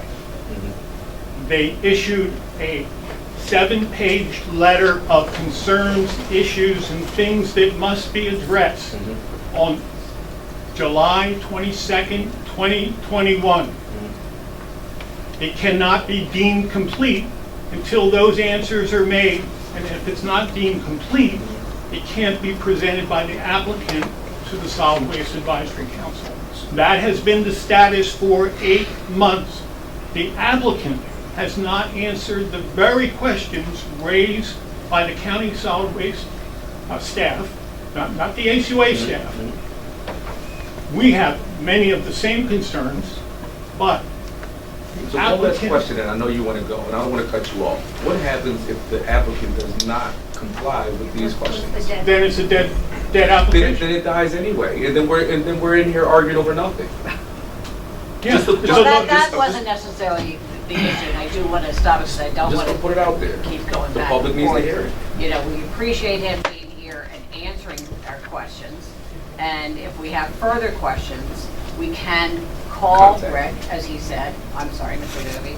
As he said, we can call him individually. We can call him and ask him to come into a committee, whatever that is. We can go ahead and do that, and we'll decide, or I'll decide which committee that is, because we do have some that you're familiar with.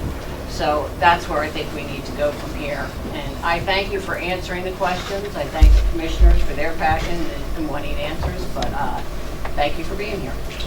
Madam Chair, before I have one question for Mr. Doby, I know we reserve a balance in the time, but I promise I'll give one more question. Mr. Doby, I have one question. I believe you answered it, but I want to be clear. Last time we had a conversation, I believe it was here, you thought that landfill had 5 to 7 years. Are you still believing that's all you have left at the landfill? And if you do, the question is, where are we going after that? So 6 years, from this coming April, which is only a month away, and that may sound short. I just want to remind everybody, we did not have a landfill for 7 years. And we were operating. We have a transfer station that's large enough and operated successfully for 8 years, hauling all of our waste somewhere else. Okay, so that's our point, is there is a transfer station for that point in time. I don't want to get into the options because I think it's beyond what we want to do today, but I would more than happy to have a thorough discussion of the options available to us. And by the way, whatever option it is, ultimately, it has to go through that same process I just described, meaning it has to have sign off by the municipality, the SWAC, the commissioners, the whole thing. The whole thing. So, Madam Chair, through you, I'm the question for myself, Mr. Doby. I'd like to find out. I don't have a problem doing another visit to the site. It is a site that needs to be looked at in terms of how much time we really have left. Is it really going to be 6 years? And what's our alternative after that? I don't know if any of my other colleagues have gotten any updates from you lately, but this is not our first conversation to talk about that landfill. But again, it don't have to be today, but just know that I'm going to be reaching out to you for my end of it. I can't speak for the rest of them. I appreciate that, be happy to do it. Actually, you asked me that question in December when we gave our budget presentation, and I gave you a quick synopsis of the two choices that we have. I don't mean 2 locations, 2 approaches. We'll do it. All right, thank you. Thank you. I'm sure you want to just respond to the public one. Okay.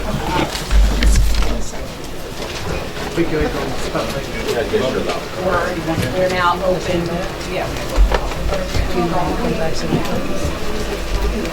Madam Chair, to the sponsor, I'll make a motion with Okay, and even if we're withdrawing, we still have the joint. There's no reason for it now. We have had the conversations. Yeah. Are we taking a vote on that before I open the public, or?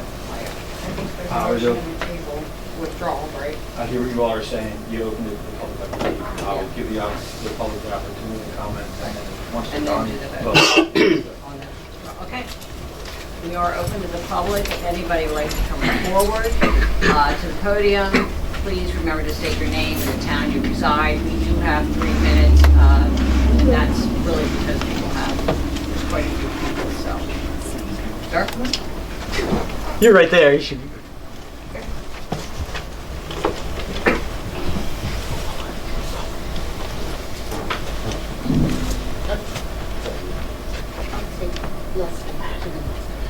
Hi, my name is Sharon Hunt. I am a resident of Pleasantville and also an employee of the ACUA. And normally I come to these meetings. I've been coming for a while. I sit on some boards with some of you. And I never have anything to say because I'm trying to figure out where I really stood on this. So I'm there. And where I stand, I have spoken to the mayor about it. I'm not sharing it in this room. Okay? But I did take some offense to one of the questions you posed to Mr. Doby, and that it could be coming from an employee. I am the Director of Human Resources at the ACUA. And Mr. Doby has held these mini ACUA camps, and he has gone around the organization and met with small groups of people and gave them the facts. Very much like what he did at the town hall, so that they had accurate information. And he is very passionate about this topic, whether it was Pleasantville or any other area. He's been passionate about it. It's all about his commitment to environmental stewardship. And I know for a fact, if an employee is speaking, information is not correct, and it were to come to him or to me, it would be addressed. Okay, so I go on record saying that sometimes when we are speaking in our communities, and sometimes when you're speaking with different levels of employees, could it be possible that something has been misinterpreted or repeated incorrectly? If we know it, we will clarify it. He has done a good job. I am new to the authority. I've only been there a year. So this whole thing is very new to me. I come from higher ed. So it's all new to me, okay? And so he has educated me as well over the course of the past 14 months. So I just want to assure you that if this were to be known to us, he would adjust. Thank you. Thank you. Thank you. Thank you.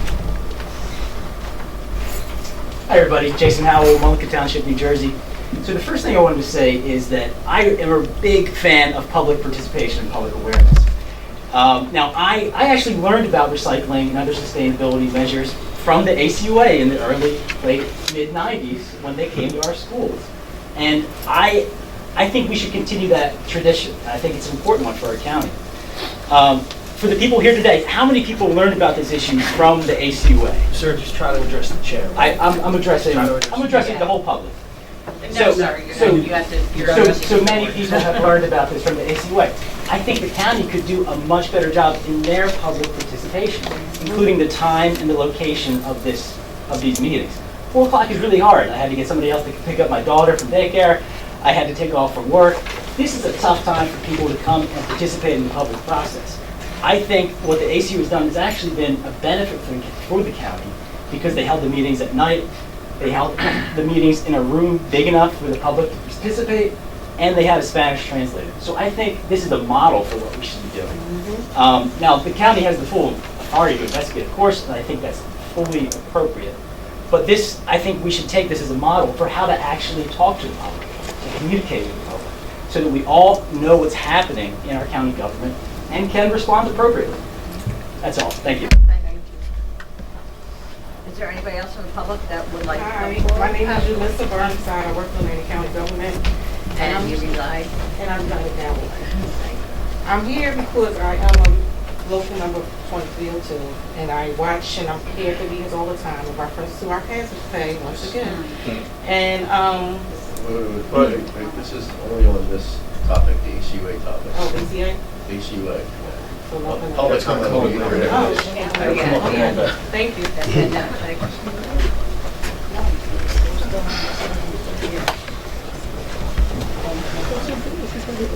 Thank you, Commissioners.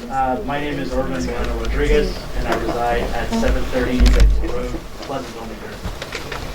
And I want to speak regarding concerning the resolution authorizing the investigation inquiry into the Atlantic County Utilities Authority, sponsored by Commissioner Karen Fitzpatrick. I really want to thank the individuals on this commission and outside who have taken the time to educate the public, my community, about what's been going on with this proposed trash debris transfer site in my neighborhood of Pleasantville, New Jersey. Something elected officials in Pleasantville should have been doing, and some of the commissioners here that have failed to do. Your actions tonight, Commissioner Fitzpatrick, Commissioner Corsi, have frustrated my community. There's been no transparency from you, and we're talking about going in circles. And your questions just did that very action. You went in circles. These misdirections from you have angered us. We have folks here tonight vehemently against this debris, this trash proposal. And I guarantee you that there's going to be many, many, many more.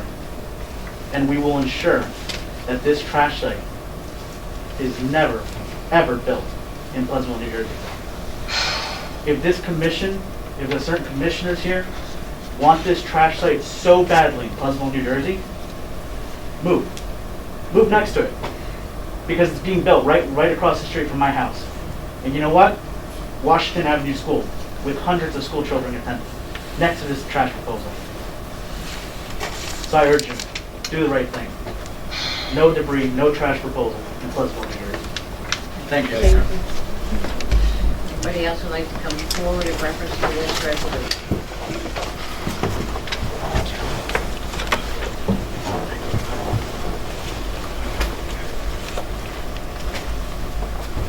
David Caldwell, Pleasantville.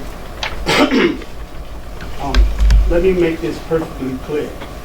And I know everyone in this room knows that Mr. Dovey was spending $20,000 in support of this project. It would never be a problem with any of you up there. But because he's informing the public, and it's not what you guys want, now you want to do a resolution. Town hall meeting a couple of weeks ago.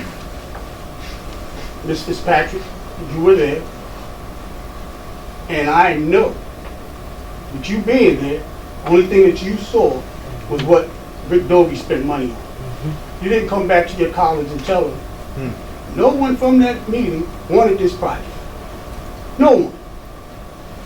What you should have been doing is get a resolution together to get your colleagues to rescind their vote when they was talking about they were in support of this project. That's what you should have done.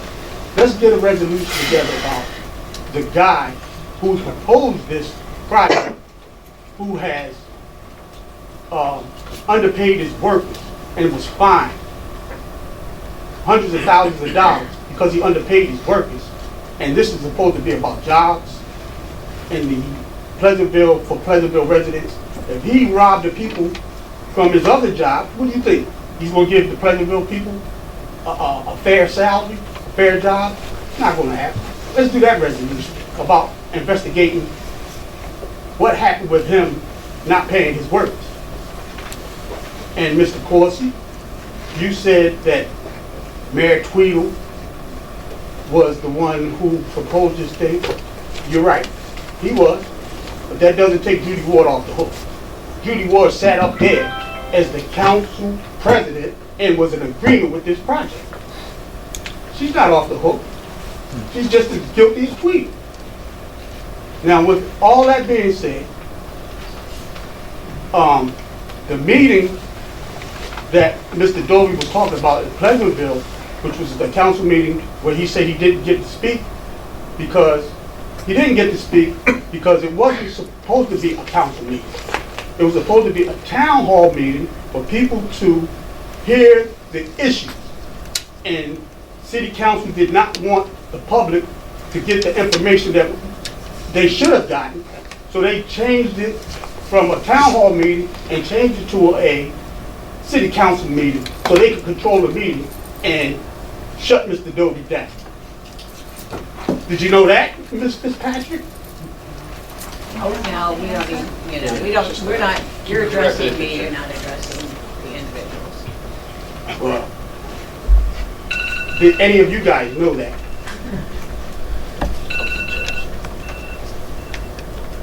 Okay, I'm talking to the chair. And seriously, you guys need to reconsider about supporting this thing and leave Mr. Dovey alone. I'm offended that you would talk about he's spending public money on informing the public about what's going on in their town. And I'm really hurt by these two who are African Americans and they want to run a dump in the town in a minority community, and you're for it instead of listening to the people who saying they don't want it. Why don't you come to a town hall meeting, come to the council meeting, and you'll hear the frustration of the people of Pleasantville. They don't want this thing. So stop trying to bring it in Pleasantville. I'm telling you, it's not going to happen because the people are waking up and it's not going to be pretty for you guys, whoever is for this project. Stop it. It's enough already. Thank you, Mr. Calloway, and we did not approve this Madam Chair, if I may, since I think I was addressed as being one of the African Americans sitting up here. Anybody else from the public would like to come forward, state your name and the time you're on. My name is Kathleen Spade. I hope you can hear me. If not, I can speak louder. I live in Linwood. I'm one of the 24 communities that ACUA services and services very well. There are 310 employees that work at ACUA. And when I read this resolution that was in front of the commission tonight, I read it as an inquisition. It's my first time in front of a commission meeting, and it won't be my last now. Because I didn't appreciate the tone or the tenor, and I felt like it was retaliation. And I don't think that was most of the majority of the intent of the commissioners tonight. And I'm very happy that you clarified this for me and for the people here in this room. But you need to be reminded again what a wonderful thing that ACUA does every single day, from picking up our trash and always pleasantly waving. As a matter of fact, I know the name of one of the trash collectors who comes to my house. His name is David. He's been there for 5 years with ACUA. It's not an easy job. Anytime I need anything from ACUA, I happen to live on a street where we have the pumping station, and sometimes, unfortunately, it does make noise. I can call anyone from ACUA, from the receptionist to the communications director to the solid waste people, who constantly give me their cell phone numbers and tell me, Mrs. Faith, if you hear that exhaust noise again, we're very sorry, we'll take care of it, and they always do. I understand some of the frustration that some of the residents from Pleasantville feel. They have not been informed. I wasn't personally informed and understood everything because I live in Linwood. It's separate, unfortunately, and it shouldn't be from Pleasantville. But now I'm starting to understand what goes on. I appreciate what ACUA has done, but I also understand there are fiscal responsibilities as well. So I hope that Commissioner Fitzpatrick's questions were answered today. But I must point out to you that this commission, and I'm going to reiterate it again, this commission gets the agenda for the ACUA Board of Directors meetings.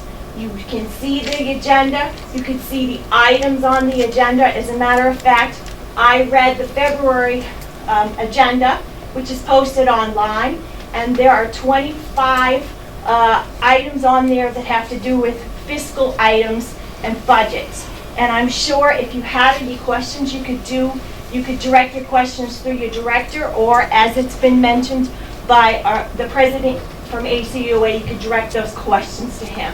I think ACUA has always tried to be transparent and always tried to engage everyone.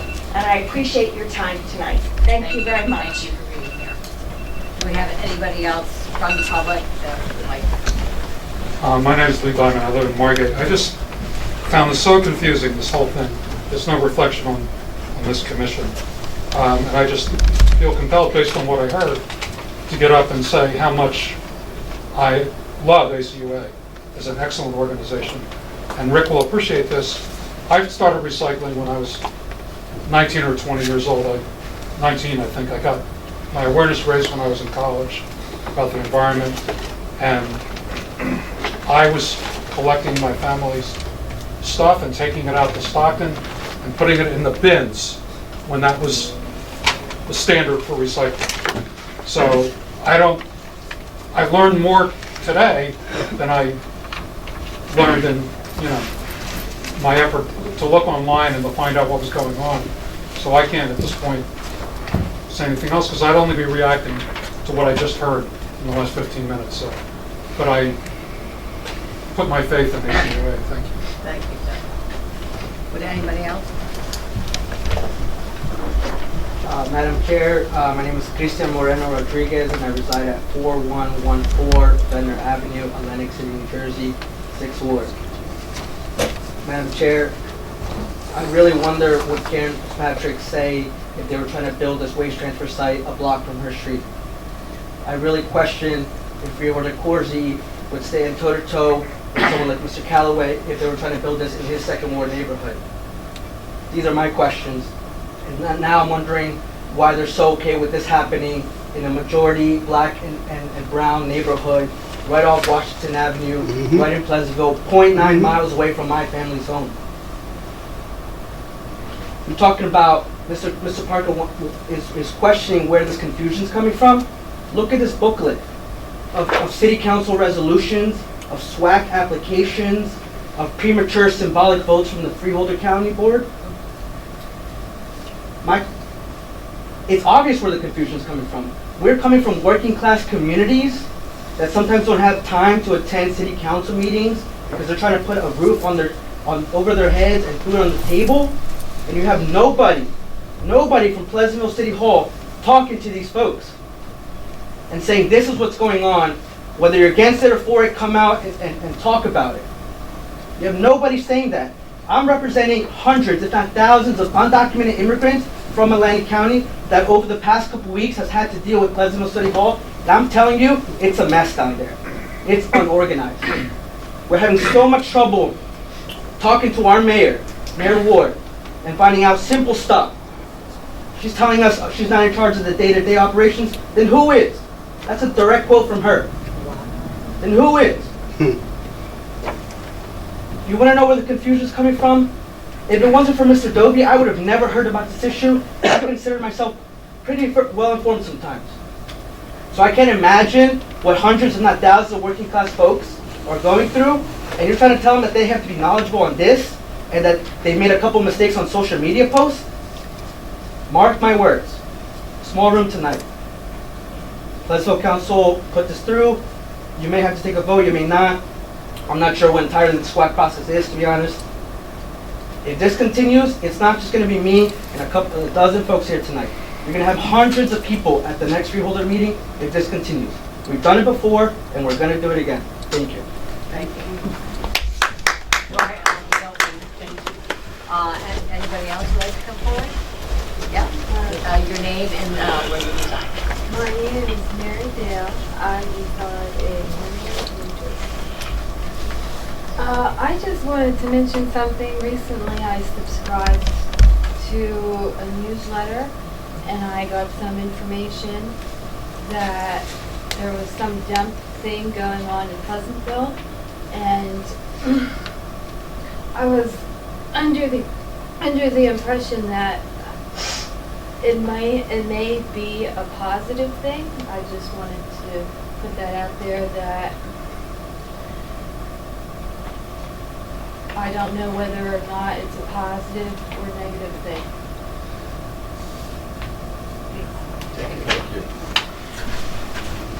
Would anybody else like to come up on this particular resolution?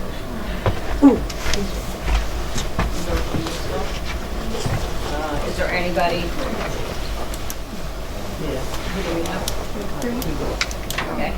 Mr. Poe. Thank you, Madam Chair.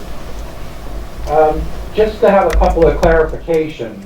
A couple of months ago at the commission meetings, yes, I did come with a prepared Oprah form. I didn't realize that was now going to be a topic of criticism, coming prepared, instead of trying to do it by handwriting, which people who know me would say they would rather have it typed than have my handwriting. Also, I did leave the meeting before the meeting was done. That's because they were having a closed session discussing their contract with Vineland and their problems there. I came back in after that was done, and I did point out to Mr. Dovey at the time, at the end of that meeting, that there were people who were on Zoom who had been cut off. We are dealing with various technical issues at this time, but I would hope that that would have refreshed Mr. Dovey's recollection. And going on Commissioner Corsi's thing, I guess I've known Mr. Dovey for 2 centuries. But the question was asked, where were the minutes for a meeting where the campaign was approved? The response by Mr. Lefty, Secretary for the Authority, who's authorized and directed to do all that, said, there are no responsive documents. There never was a meeting of the Authority Commissioners to approve the campaign. Simple as that, hard as that. And apparently from the minutes, you don't see any instance where the President informed the Commissioners of the campaign, of those actions, of progress report, or anything else. The August 12, 2021 Pleasantville City Council meeting. Look at that agenda, which is available online, so everyone will take a look at. The word presentation is singular. Obviously, none of us can speak, and I am not here as an advocate for Pleasantville. or for Mr. DiNatale or anyone else. I have no financial interest in this. I've mentioned it online. I simply think the process should be upfront, but it says presentation, not presentations. But I don't know if we can find another example of a social media and political campaign done by a governmental body where the governmental body doesn't upfront say what it is that they're doing. If all of this had the full merit, then you would think that they would want to be as upfront on that as possible. Instead, they hide behind stop the duck. I'd like to think we're all better than that. Finally, for what Commissioner Ballas reported in his conversation with the county executive, there is a bill list in the millions of dollars. I don't know if the executive gets an individualized list of that, so I'm not sure what exactly was approved. But yes, there's a couple of dozen items at a typical economy meeting. None of those expenditures were on that list, even though there are some expenditures, while there's some very large amounts of money, others for relatively little. Obviously, it's premature to say whether this is a good idea or not, and lots of people can reasonably differ. But again, to have a campaign paid for by the ratepayers, I think is problematic.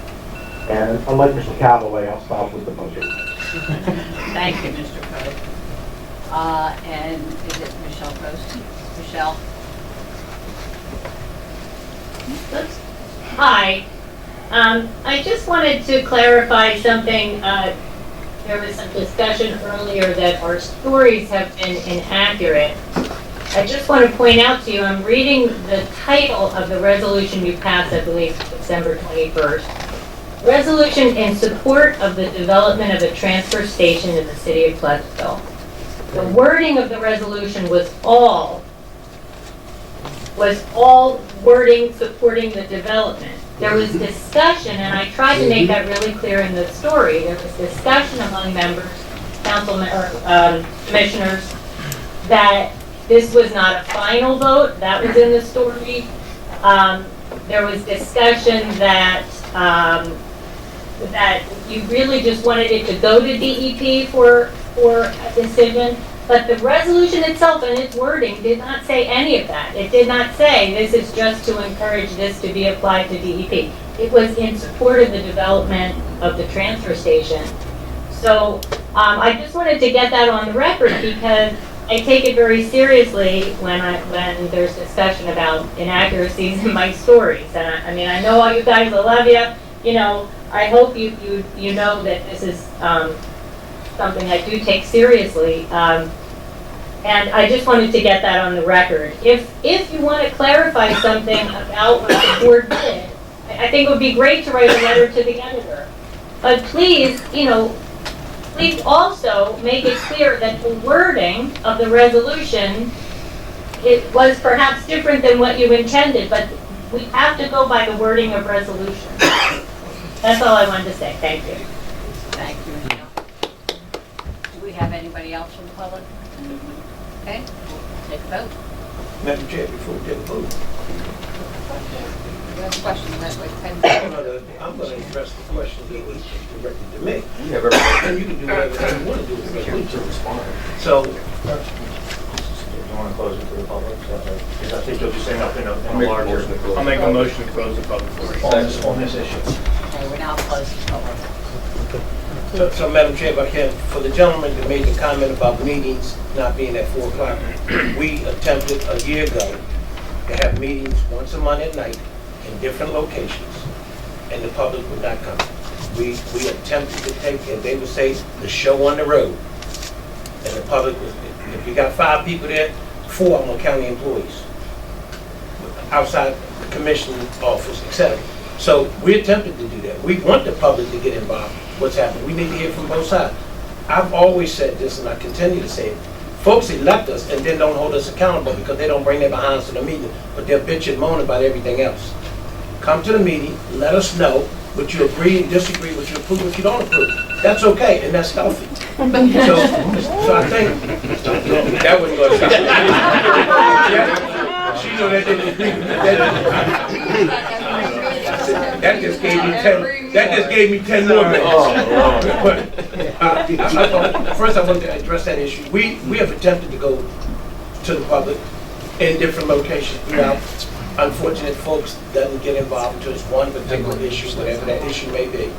Then they come raising all the hell. Sometimes we get the message, sometimes we don't. I would love to continue to have the public to come to meetings and listen. We're not in a small room so the public can't come in. It's just, this is our meeting room. And so we hear you, but we attempted to do that this year and this year's calendar. We did not put any trips on the road.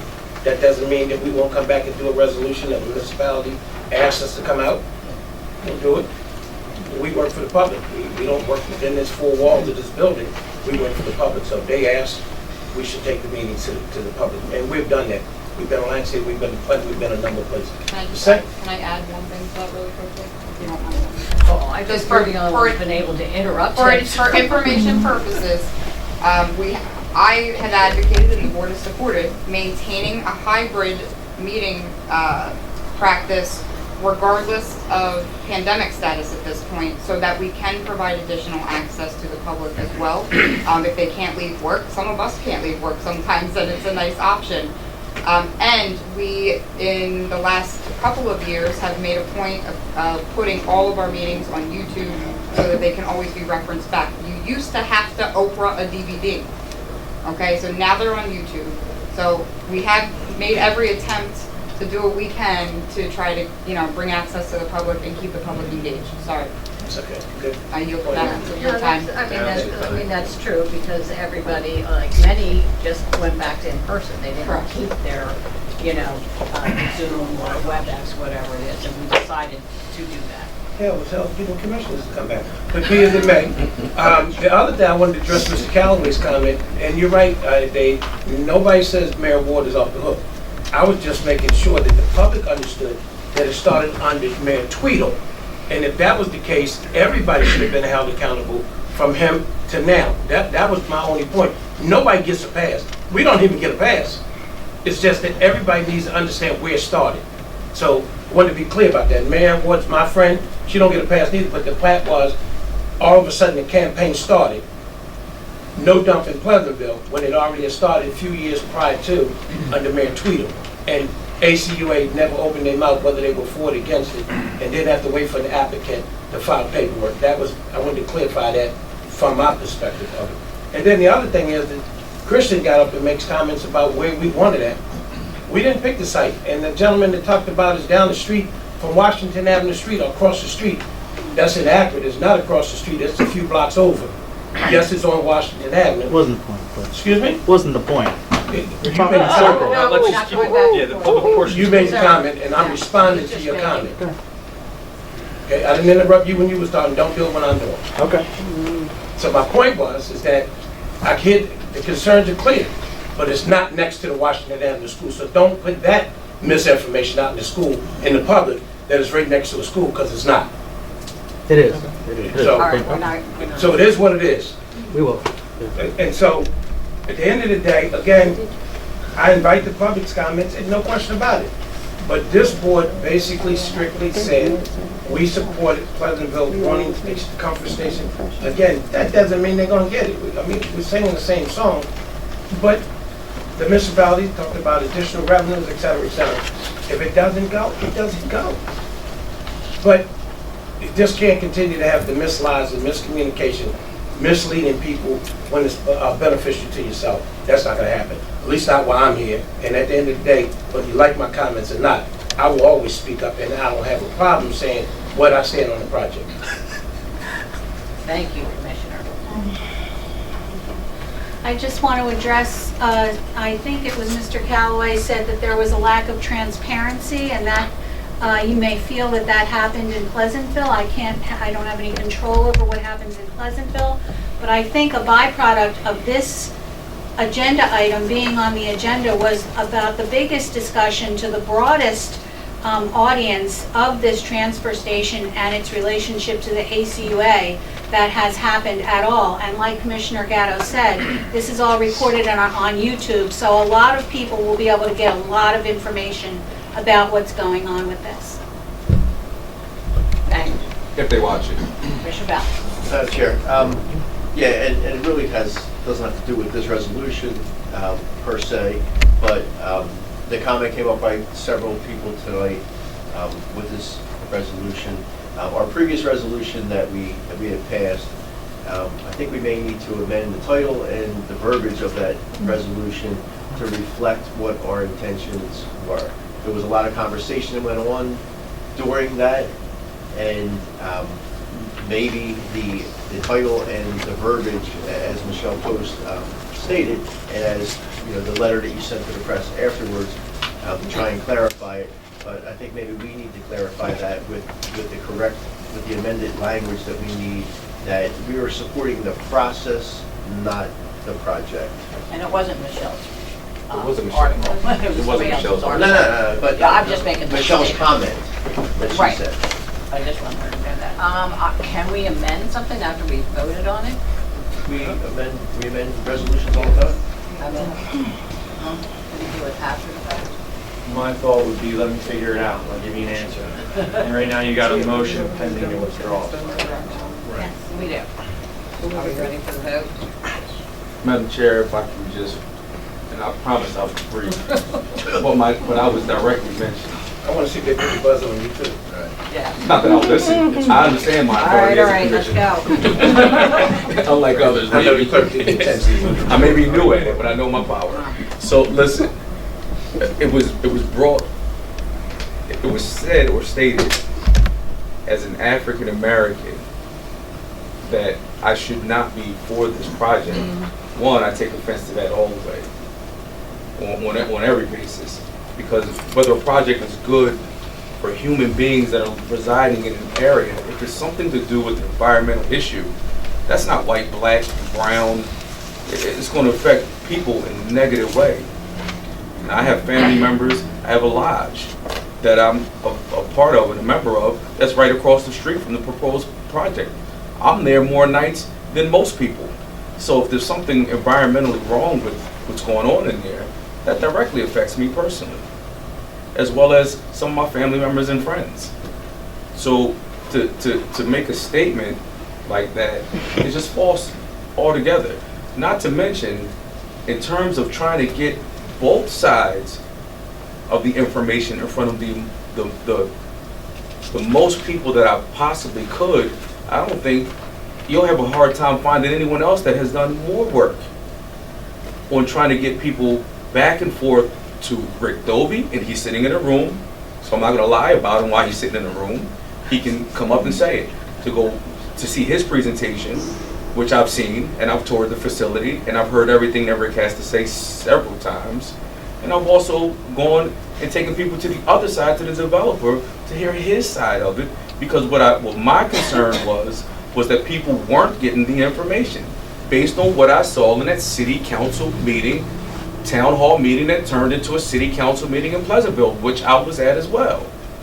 And I had all kind of Egg Harbor Township. Then I wasn't a commissioner. I was a Egg Harbor Township committeeman, and so I had it falls right on the border of Egg Harbor Township. I had the residents of Egg Harbor Township came to a Egg Harbor Township committee meeting and asked for my support in getting involved and getting the information to the people. So I did, because they came to our meeting and asked me to.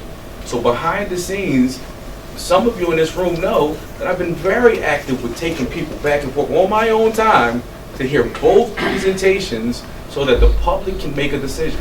Now, what I've said, and I think this committee has said, and this commission has said, the decision is on the people of Pleasantville, the people of Egg Harbor Township, get to tell their elected officials what they want. If they don't want this project, and you guys are saying you don't, then absolutely show up to a city council meeting with 100 strong and tell your city council members to vote no. And then as Rick Dobie just stood up here and told us and gave us an education, that's step one. If it doesn't pass step one, then it's going to die on its own. It's done. So what we've done on this commission board, and we've put a lot of conversation in this, was to respect the process. Excuse me, as Frank said, Commissioner Ballas, not the project. I have never endorsed this project. Never. I've never given an opinion, not 1 second, one statement about the project itself, but the process has to be fair. And so all of my questions were, what is the proper process to arriving at this decision?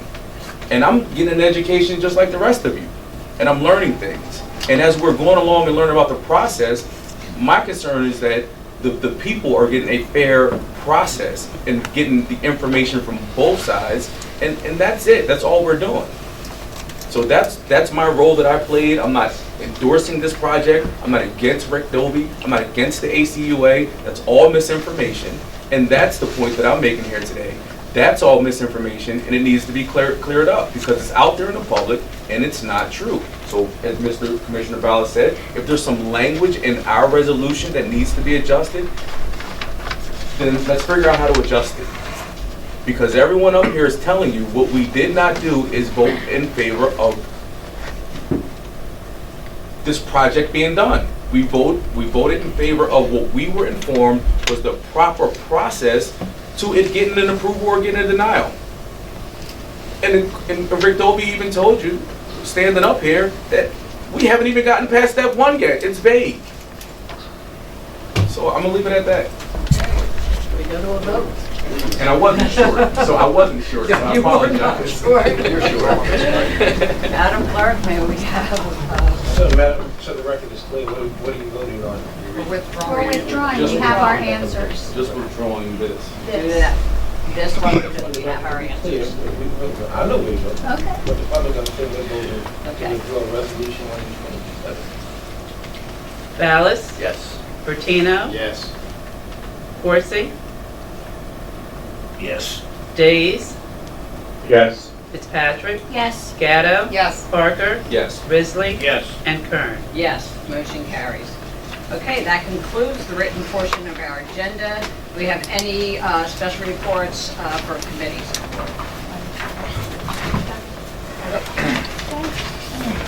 Okay. Just 2 quick things. First of all, I wanted to just recognize, we had an employee at Atlantic County in the Mental Health Association, Vicky Phillips. She just celebrated 40 years with the county. And her colleagues, very sweet, they threw a surprise party to honor her and celebrate her, which was really lovely. And I had the chance to stop in to present her a resolution, proclamation on behalf of the board.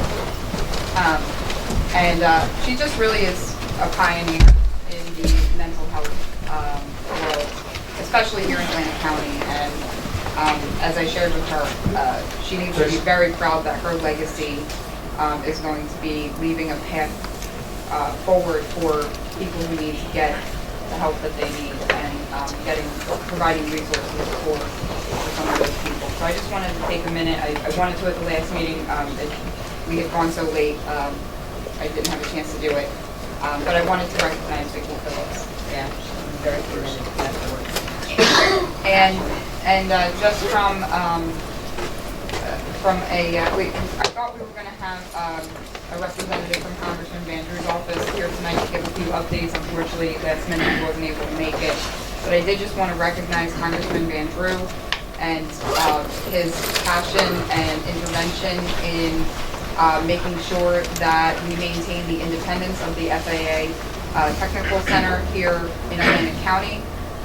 That is critical to our plans for diversification of our economy and the expansion of our research park in conjunction with the FAA.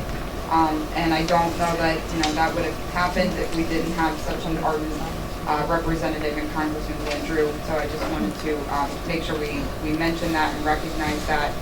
And I am told that the status of the federal funding for the Lake Lenape Dam in Mays Landing should be, I think, coming to a vote within the week. So we should know if we're going to get that grant funding that we applied for, I think very soon, which will be hopefully a very nice thing for all residents of Atlantic County.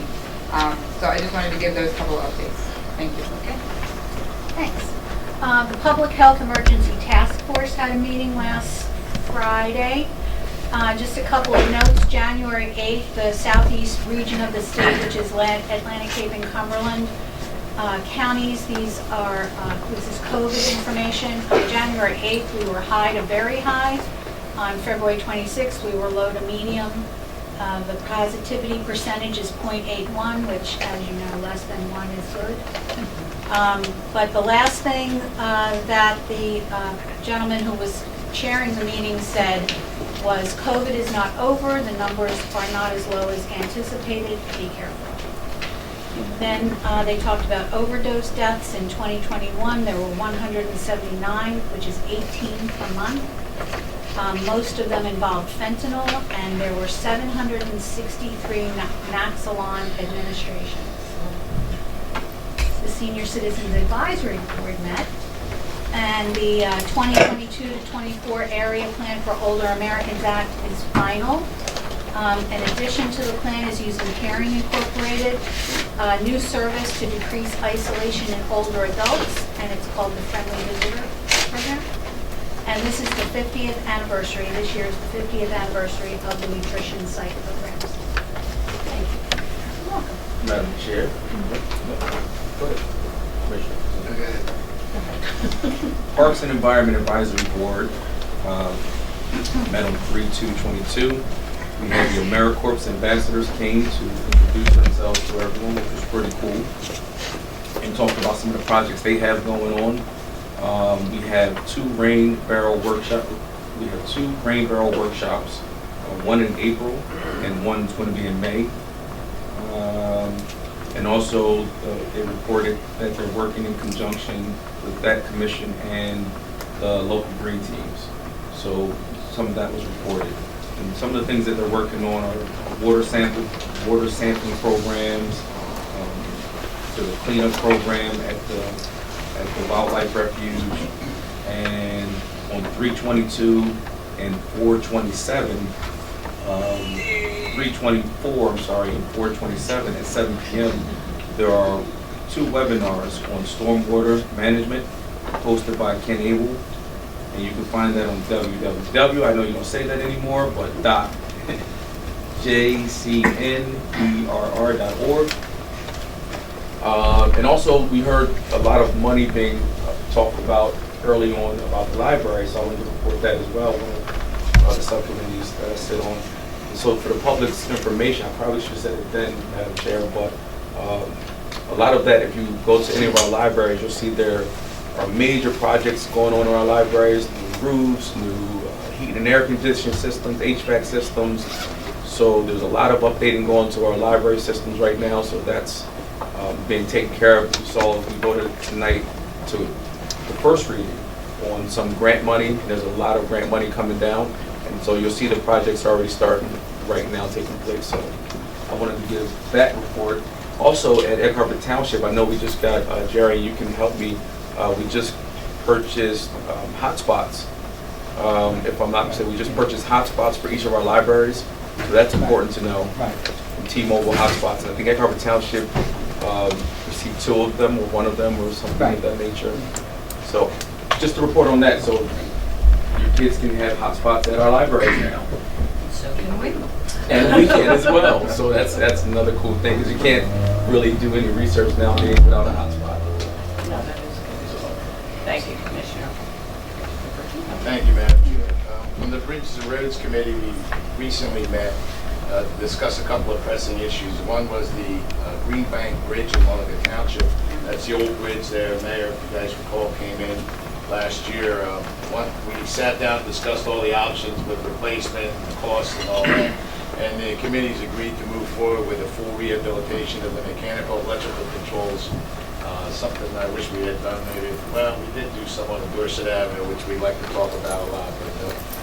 But the county's going to move forward with the process of design and make sure we have all the materials in place before we do anything to shut it down when the time does come. It's a historic bridge. It's from like 1926 or something. So anybody that's been out there, we're not looking to replace it, but we will do the upgrades. The other issue we discussed was the replacement of the 8th Street Bridge in Folsom. They had some issues out there with the engineering firm originally that was working on it. There was some concerns on that. We had to send that out for peer review because the costs come in so much higher than we had anticipated. We have a new engineer that's looked at it. We're going to probably move forward with him coming back with the design so we can get that thing going, because we've probably been talking about that for 3.5, 4 years. It's probably one of the oldest ones we got lingering around, and we keep getting a lot of calls on that. From the Central Municipal Court, they met, the Personnel Committee went with them, and they selected a conflict municipal prosecutor and a municipal public defender at a recent meeting. Carl Trippican Esquire was selected to serve as the conflict municipal prosecutor. I don't have my glasses. And Darren Ford Esquire Lord was selected to serve as a conflict municipal public defender on both, and they will be compensated at $300 per session. Also, there were some hires. Those hires will be on the March 29th agenda for approval. The Central Municipal Court Interview Committee, also consisting of Chief Judge Tim McGuire and Court Administrator Tony Tillman, completed interviews for several candidates and selected 2 clerk positions. Clerk 1, Andreas Artage and Johnny Sue, both of them are bilingual. They'll be joining the board the committee as well. Do we have any other reports? Madam Chair, yeah, in reference to the Veterans Advisory Board, this Thursday at 11 o'clock, we'll be presenting a proclamation to a commission board proclamation to support Hyundai. For the last 2.5 years, I guess it is, they've been donating $100 for every car that is sold there towards the disabled veterans, and it basically goes for homeless vets to house them, get the vets off the street, and it's been several $1,000s over the last 2.5, 3 years. So any other commissioner wants to be there at 11 o'clock and support Hyundai right here at Early Township Pleasantville border. Myself, the chairman of the Veterans Advisory Board, and retired general from the Army will be there also. Yeah, it is. I was there when they proposed that, so I'm glad to see that they actually, made some dollars and it's going. A lot goes into that. Yeah. It's a good board. They're always active with something. Do I have any other committee reports? Okay, seeing none. Any unfinished business? Seeing none. Any new business? I think it's new business. This Friday is the League of Municipalities Atlantic County meeting. I will not be able to be there, but there will be a presentation on work by the Center for Climate Integrity. It's being done by Atlantic City Councilman Shabazz. It's been almost 2 years since we passed our resolution supporting or encouraging the governor to sign on to the lawsuit of suing big polluters that 6 other states and the city of Hoboken have joined. So I would ask that if you go, please listen to the presentation, and I'd like to consider Atlantic County joining the lawsuit. If the state won't do it, we have a lot to lose, and we shouldn't be having to pay for it, for the repairs that have been caused by big corporations who knew what they were doing 50 years ago. And perhaps even partnering with the city of Atlantic City if they choose to do something similar. Thank you. Okay, we've all... Madam Chair? Go ahead. New business? Yep. If the way we're going right now continues by our next meeting, I would just ask that we do a resolution, as the state senate has just tried to pass legislation to ask the governor to suspend the motor fuel tax that would help bring the price of gasoline down, which is really hurting the middle class and, what's up? Every class. It's hurting everybody. Except you. Well, just don't drive. Travel, tourism. Right, exactly. I know the idea is to encourage everyone to get an electric vehicle, but who has the ability to go out and buy an electric vehicle just because gas prices are going up?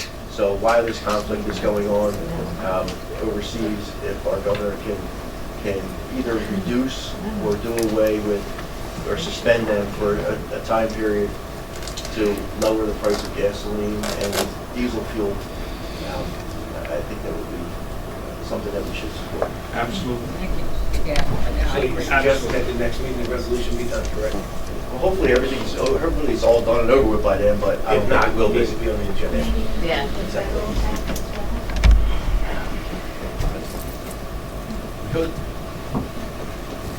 I actually, I heard they had that, there's a press article saying it would actually cost more to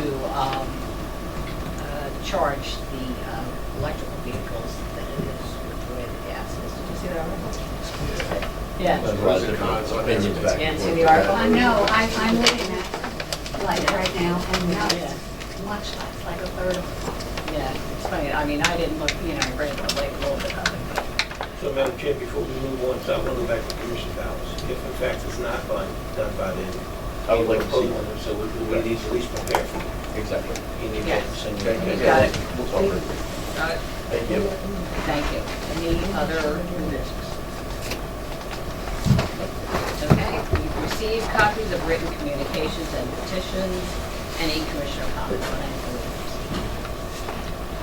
Seeing none, we'll now open the public comments portion. Anyone that would like to speak during public comments, please come to the podium, state your name, the town you reside. You'll be provided up to 3 minutes to speak. And again, if you are attending virtually, please type yes in the question and answer box. You'll be raised from an attendee to a panelist. When you're raised, please state your name and the town you reside. Marissa Burnside, Atlantic County government employee, and living here. As y'all know, we've been fighting constantly at the beaches. So I just come to say, since everybody's been dancing around the real problem with the issue, I feel as though it's a race issue, and I say that to say, if it was all white staff, they would have what they would have, or we wouldn't be coming here constantly just to be fighting for something that we're entitled to. Since I'm saying all that to say, bad enough, we are $10,000 to $15,000 behind many other counties. We don't get paid enough. Everything's rising besides our pay. And the little bit that we are asking for, we are just asking that we can just get some type of income to satisfy us, to help us along the way. We can't get food stamps.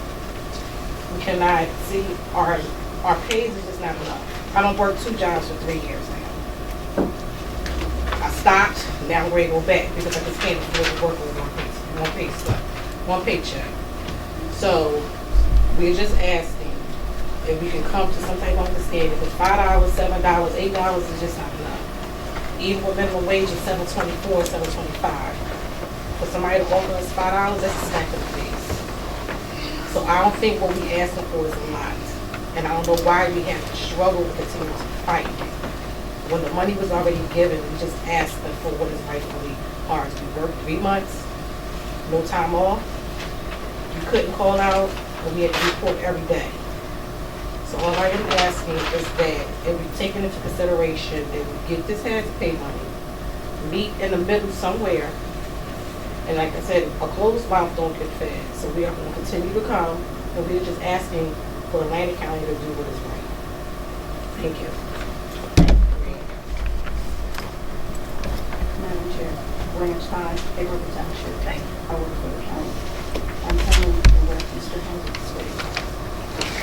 I worked 2 years straight. Only time I didn't work is when I was affected. I told her that brought home to my husband that battles cancer, my daughter that has lupus when he was in the service. I enjoy what I do. It's not just a job for me to serve and help someone else that cannot help themselves, and to guide them through trying to get housing, furniture, food. I should not have to come and beg anybody for something that I already worked for and I'm entitled to.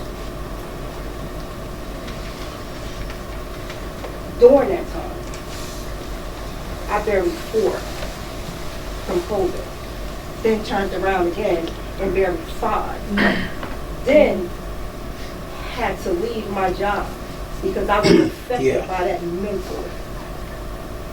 So it's more than just a hazardous pay that I am requesting. But do we have to continue to fight for something that we already did for 2 years? Why are we fighting? Have anybody lost someone to COVID? COVID don't have a color. It doesn't even have an age. But every day, I was faithful to my job and to the people that I serve, as well as having to go home to my family. Why are we still here visiting this? When is when?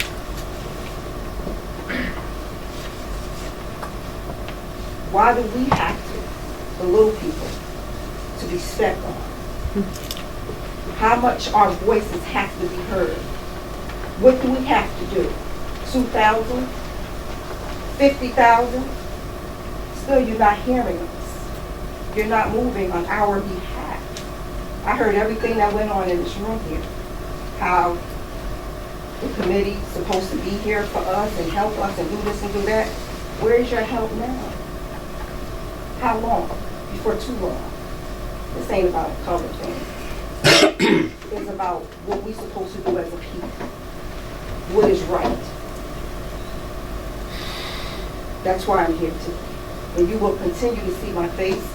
You will continue to hear my voice. Let's do what's right.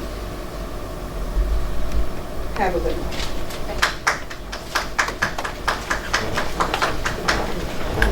Good evening, Commissioner. As you can see, I'm here again. We got nowhere, and we're not getting nowhere. But I had to really calm down from the last meeting. I had to come back and think about what I had to say, because when Mr. Darasso stood up here at that last meeting and said he was sick of them, that struck a chord with me. And then to look back at the tape and it was edited, that's unacceptable. If he can say it, the public needs to see it.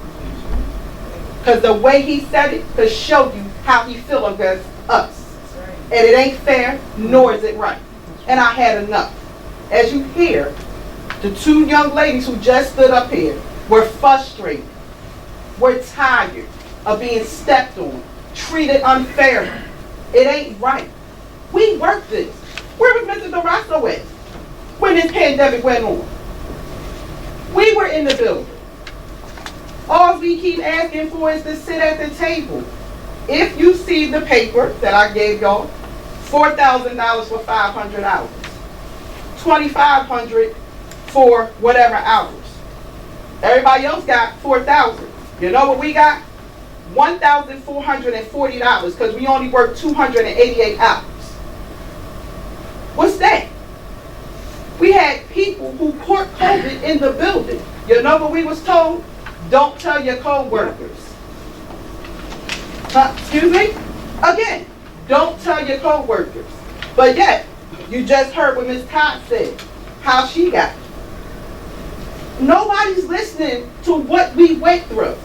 Did anybody look? We went Harold Hurley, put it up. We wrote the state, how we didn't have nothing to protect us. And then he also made a comment and said, we're protected now. What about then? Because we wasn't protected then. So you don't want to pay us and we wasn't protected? If it wasn't for the union, we protected our members. I ordered the supplies for my members, not the Atlantic County government. And again, why are we keep coming here? All we're asking is to be treated fairly. Our lives is no different than anybody else's lives that worked this pandemic. And again, from the 4th floor to the 8th floor was home. They got to work from home. But you know what they said to us? They don't trust us. So if you don't trust us to work from home, why do you trust us to work in the building? It's the same thing. And this is how we're being treated. But nobody wants to address it. But I'm going to address it. It's unfair, and it has to stop. Somebody has to do something. Enough's enough. Thank you.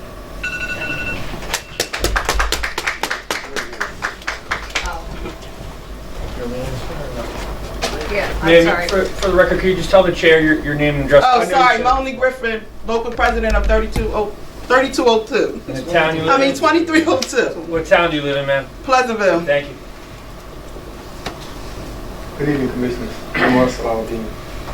I was here once before on something different, and I had the opportunity to listen to some of the things that's going on with the union. And for most of you that may not, I work with a lot of the children. And I had an opportunity here recently to talk to 2 young children specifically.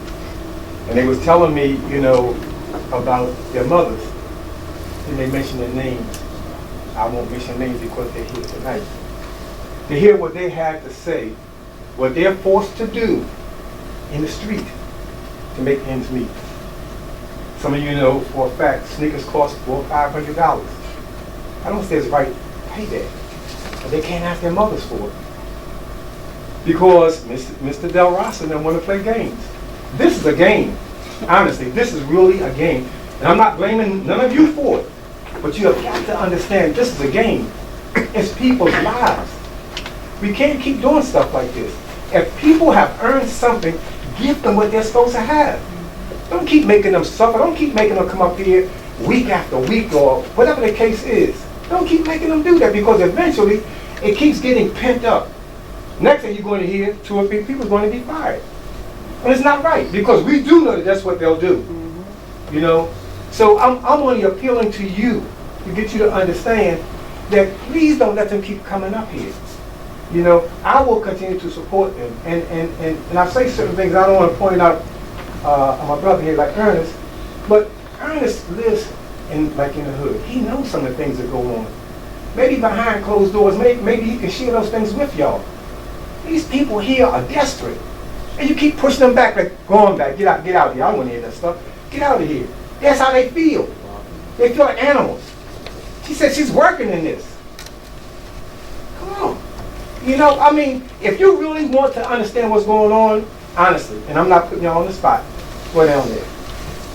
Because like she said, we know that Jared Ross is not going down there and sit down with the people, and if he does, take a picture of it and bring it back.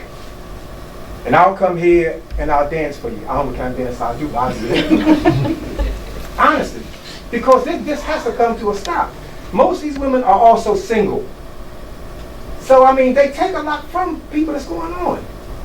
And I'm appealing right now also to the women because y'all have to understand what it is about children. They get caught up in fads. I gotta have these sneaks, I gotta have so-and-so, somebody's gonna laugh at me, somebody's gonna bully me. And that's what they're going through. So what do? They go out and they hustle. You know the statistics because I see them every day. The number of these children that's selling dope and doing things is because they have no choice. So I'm just asking you, think about what's going on. Think about what's in your heart. If you have children, think about that. Thank you for your time. God bless you. And hopefully we can get some results. Thank you for being here. Anybody else from the public like to come forward? Is there anybody out there?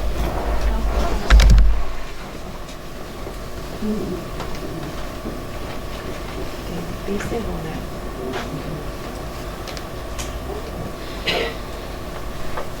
Good evening again, David Calloway, Pleasantville. Mr. Corsi, just want everyone to know that me and you know that that bell doesn't mean anything because we're from Atlantic City uptown.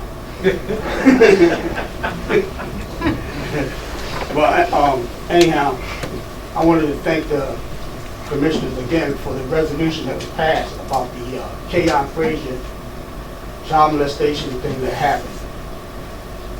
What I wanted to know, has there been any response from the state responding to the resolution that was given to them as of today? Sorry. Okay, it hasn't been any response. How long is it going to be that we don't get a response that you guys are going to act and make sure that there is a response, or if they got it, or what's going on with that resolution? Can anyone? Yeah, we don't have a time frame set right now. How much time was it since that letter was sent? Madam Clerk, do you remember? It was like the day after the meeting. Yeah, so Our like 2 resolution weeks. was sent. So you know government. Yes, I do. Take a little while to get to the top of that file. So. The other thing was, at that meeting, Mr. Corsi, I don't know if he recused himself or abstained. Mr. Solicitor, I wanted to know, what was the conflict that he had to abstain? I'm going to talk to the chair, but obviously you're listening to me, right? Because I can't tell you to talk to the chair and then not talk to the chair. So, look, he recused himself, and it's like, I'm not obligated, in fact, I'm obligated not to divulge confidential information. So that, like I said at the meeting, there were legal reasons, and I'm just going to leave it at that. And that's all I can really tell you, Madam Chair. But usually if there's a conflict, then it must be some kind of relationship with someone that he was voting on, whatever. I know that he's not related to Keyon Frazier, and the resolution was about an investigation as to the process of how he got hired. So it couldn't possibly have been a conflict in my eyesight. So that's why I was asking that question. Yeah, you can't answer that question. I know. But Mr. Corsi talked about everything else. I don't know why he didn't want to talk about that issue. Thank you.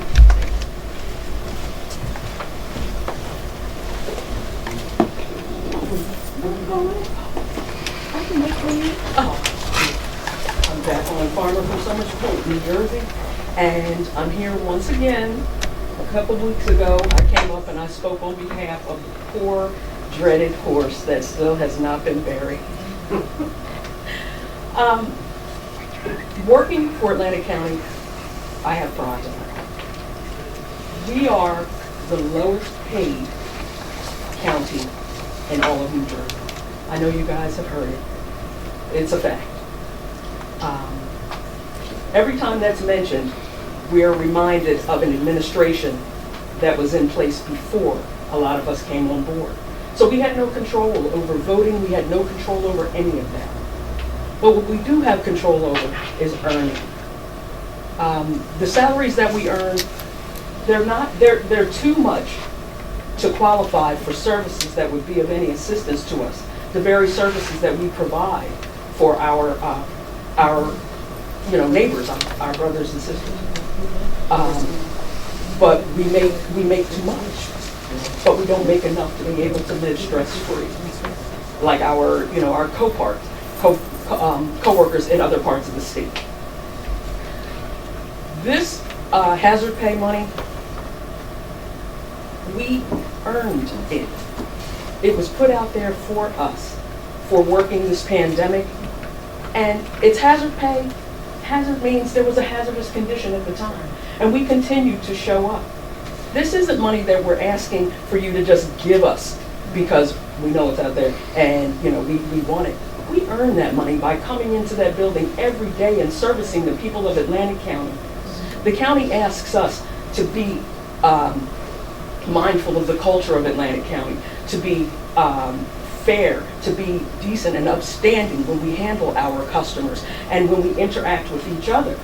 But my question is who's concerned about not just the food on my table, but the quality of the food on my table because of my salary? Who's taking that into consideration? And by us having to continue to come here time after time after time, it's making me feel as though the level of pride that I have is questionable. This is not something that we just want. It's almost that we need it, unfortunately. And it's almost, we see panhandlers in the street that are asking for a few coins, here and there. I've said it. I feel like I'm out there. I'm begging for something. And that shouldn't be, I really don't think that should be. I don't think that that's fair, I wouldn't want to be in Mr. Del Rosa's position to have to, make decisions and things of that nature. That's not my job, and I do feel for him, when we show up. and we bombard the meetings with these types of things. But still, you know, fair. You ask us to be fair to our customers, please be fair to us. We were there for you. We represented Atlantic County with a pride that you really don't know and you don't understand. Yeah, you know. We spoke on behalf of entities that we had nothing to do with when unemployment was closed, when Social Security was closed. I listened to a grown man cry because he couldn't afford to feed his family. I didn't turn my ears off to him. I was there. And that's all we're asking for, is the same treatment that you ask and require of us to give the people of Atlantic County. That's all we're asking for. So I thank you for your time, and I appreciate you. Thank you so much. Is there anybody else in the public who would like to come forward? State your name and town. No, please. Please. No, thank you. Thank you. Thank you.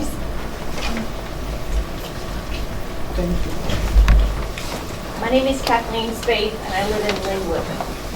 Tonight I wanted to just try to understand a little more, and specifically about a resolution that was brought forth by this commission. And specifically, it's resolution number 731 from December 21st of 2021. Maybe this board can kind of clarify that. And I know there's been discussion previously on the resolution tonight that was withdrawn. But when I read this resolution, it actually says, resolution in support of the City of Pleasantville's attempts to develop a transfer station. It says, in support of the City of Pleasantville's attempts to develop a transfer station. Now, I wasn't present at this meeting, but I went through and pulled the agenda to try to understand it, and I think I do. I know there was language at the beginning that said it was to support, so there was one word changed, if I'm correct on that. Support or attempts to develop. So the language was changed in that respect. So maybe this board, to help the rest of us to try to understand, can kind of clarify that. I don't know if this is, you can clarify this in the public comment. Maybe, like you mentioned, you need to come back again with another resolution with different language so that the public can understand exactly what this board was voting on, so that they don't get any more misconceptions as to what was voted on or what wasn't voted on. And one of the commissioners pointed out tonight through you, Madam Chairwoman, about the process. We have a solid waste management plan. So if this applicant wants to bring in a transfer station, he must go through the solid waste management plan. And first, he goes to the solid waste management plan, and that goes through SWAC. So for those who don't know, if I get this correctly, SWAC stands for the Solid Waste Advisory Committee. There are a lot of acronyms that everyone has to learn, and we all have to get educated on it. So I think it would behoove this commission to try to help to educate all of the citizens who live in Atlantic County, maybe for the first time they're encountering such a project. SWAC is supposed to get an application from that applicant, and in this case it's a transfer station, and whatever else anyone wants to call it, it's a transfer station. That transfer station has to be reviewed by the planning board. There are 2 letters out there right now. They are 9 months old along with the application, and there has not been answers on that. So I think the public needs to understand what the next process is, and I'm hoping this commission can help them with that. And I appreciate your time this evening. Thank you very much. Thank you. And as we said, we are going to relook at that, make sure it's clear what our purpose was. Great, thank you very much. And I'm sure that you'll post that on your agenda and we'll be able to see that. Thank you very much. Thank you. Does anybody else from the public? Okay. Good evening, everyone. My name is Samantha Smith, and I live in Hamilton. I work for the Nursing Home Facility. And I just want to say throughout this pandemic, not that we go through one, but we went through two when Omicron came along. And I believe that people fought hard, gave their lives. I really believe, holding other people's family members' hands, going through what we went through in that building. And I believe that everybody deserves to get this money. No one can imagine how or the toll that it took on the people in that building. But everybody stuck together and did what they had to do to get everybody through it. So I believe that, you should just think about some of these things that everyone had to endure and deal with on the inside of that building, going in there every day. Whether you wanted to, whether you were scared to, whether you didn't want to go to, you had to get up and go to work because that was your job to do. So I think that when the commissioners at night, or have your next meeting, that you should think about what is right and what the people did going in there every day to take care of someone else's loved one. And thank you for your time. Thank you. Is there anybody else from the public?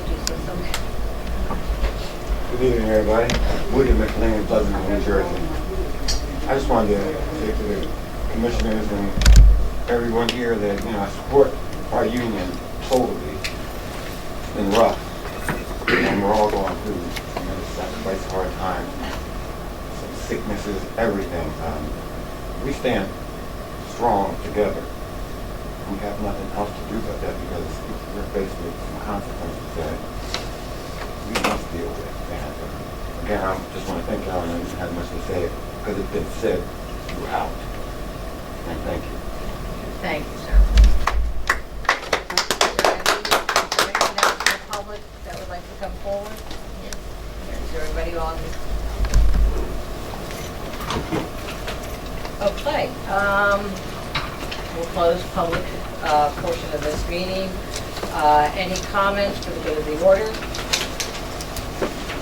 Yes, Madam Chair. Okay. Real briefly, I'd like to say that I've observed the ACUA in progress over the budget for many, many, many years. And I think they've done a great job for the county. They provide services that we desperately need and want. Everybody wants recycling, everybody wants trash collection, water, sewer. These are things that our residents want and need. They've done a great, great job. And they're under a lot of pressure right now, trying to find employees, CDL drivers, and so on and so forth. And Mr. Dovey and the team there has done their best to hold rates down. And I know that, because I know when he does the calculations, it's out to the penny. So I know he's trying to hold the rates down. But we're living in a time where inflation is raging and prices are changing and wages have to go up. And that's a reality of what that is. And when wages go up, inflation goes up, taxes go up too. But we need these vital services. So I say to Mr. Dovey, who's here tonight, you've done a great job. Keep doing what you're doing. When those rate increases come through, we have to understand why they're coming through, because it's real. It's happening. So with that, I'll end my comment. Thank you. Okay, thank you. Do I have any other comments for the viewer? I just want to say an early happy St. Patrick's Day to all. May your blessings outnumber the shamrocks that grow, and may trouble avoid you wherever you go. And then I have one other thing, is that our COVID vaccination does have a new schedule. It is online with a steady decline in reduced demand for vaccination boosters. Starting today, the Atlantic County Division of Public Health modified its vaccination clinics. The free vaccination and booster clinics will be available each Tuesday, 9 a.m. to 12 in Northfield at 201 South Shore Road, and the first and third Tuesday of each month in Hamilton, 10 a.m. to 1 p.m. At 310 Bellevue Avenue, appointments are not necessary. Both sites offer the Johnson & Johnson and Moderna vaccine for residents 18 years and older, as well as a Pfizer vaccine for adults and children ages 5 and older. So those seeking booster shots should bring proof of prior vaccination. That's all that I have, but that is on our website so everybody can see. Nothing else? To all the women, this is your month. We're bringing it up in the next meeting. We have it all set, but thank you. I'll entertain a motion to adjourn. You know what that is? All those in favor? Aye.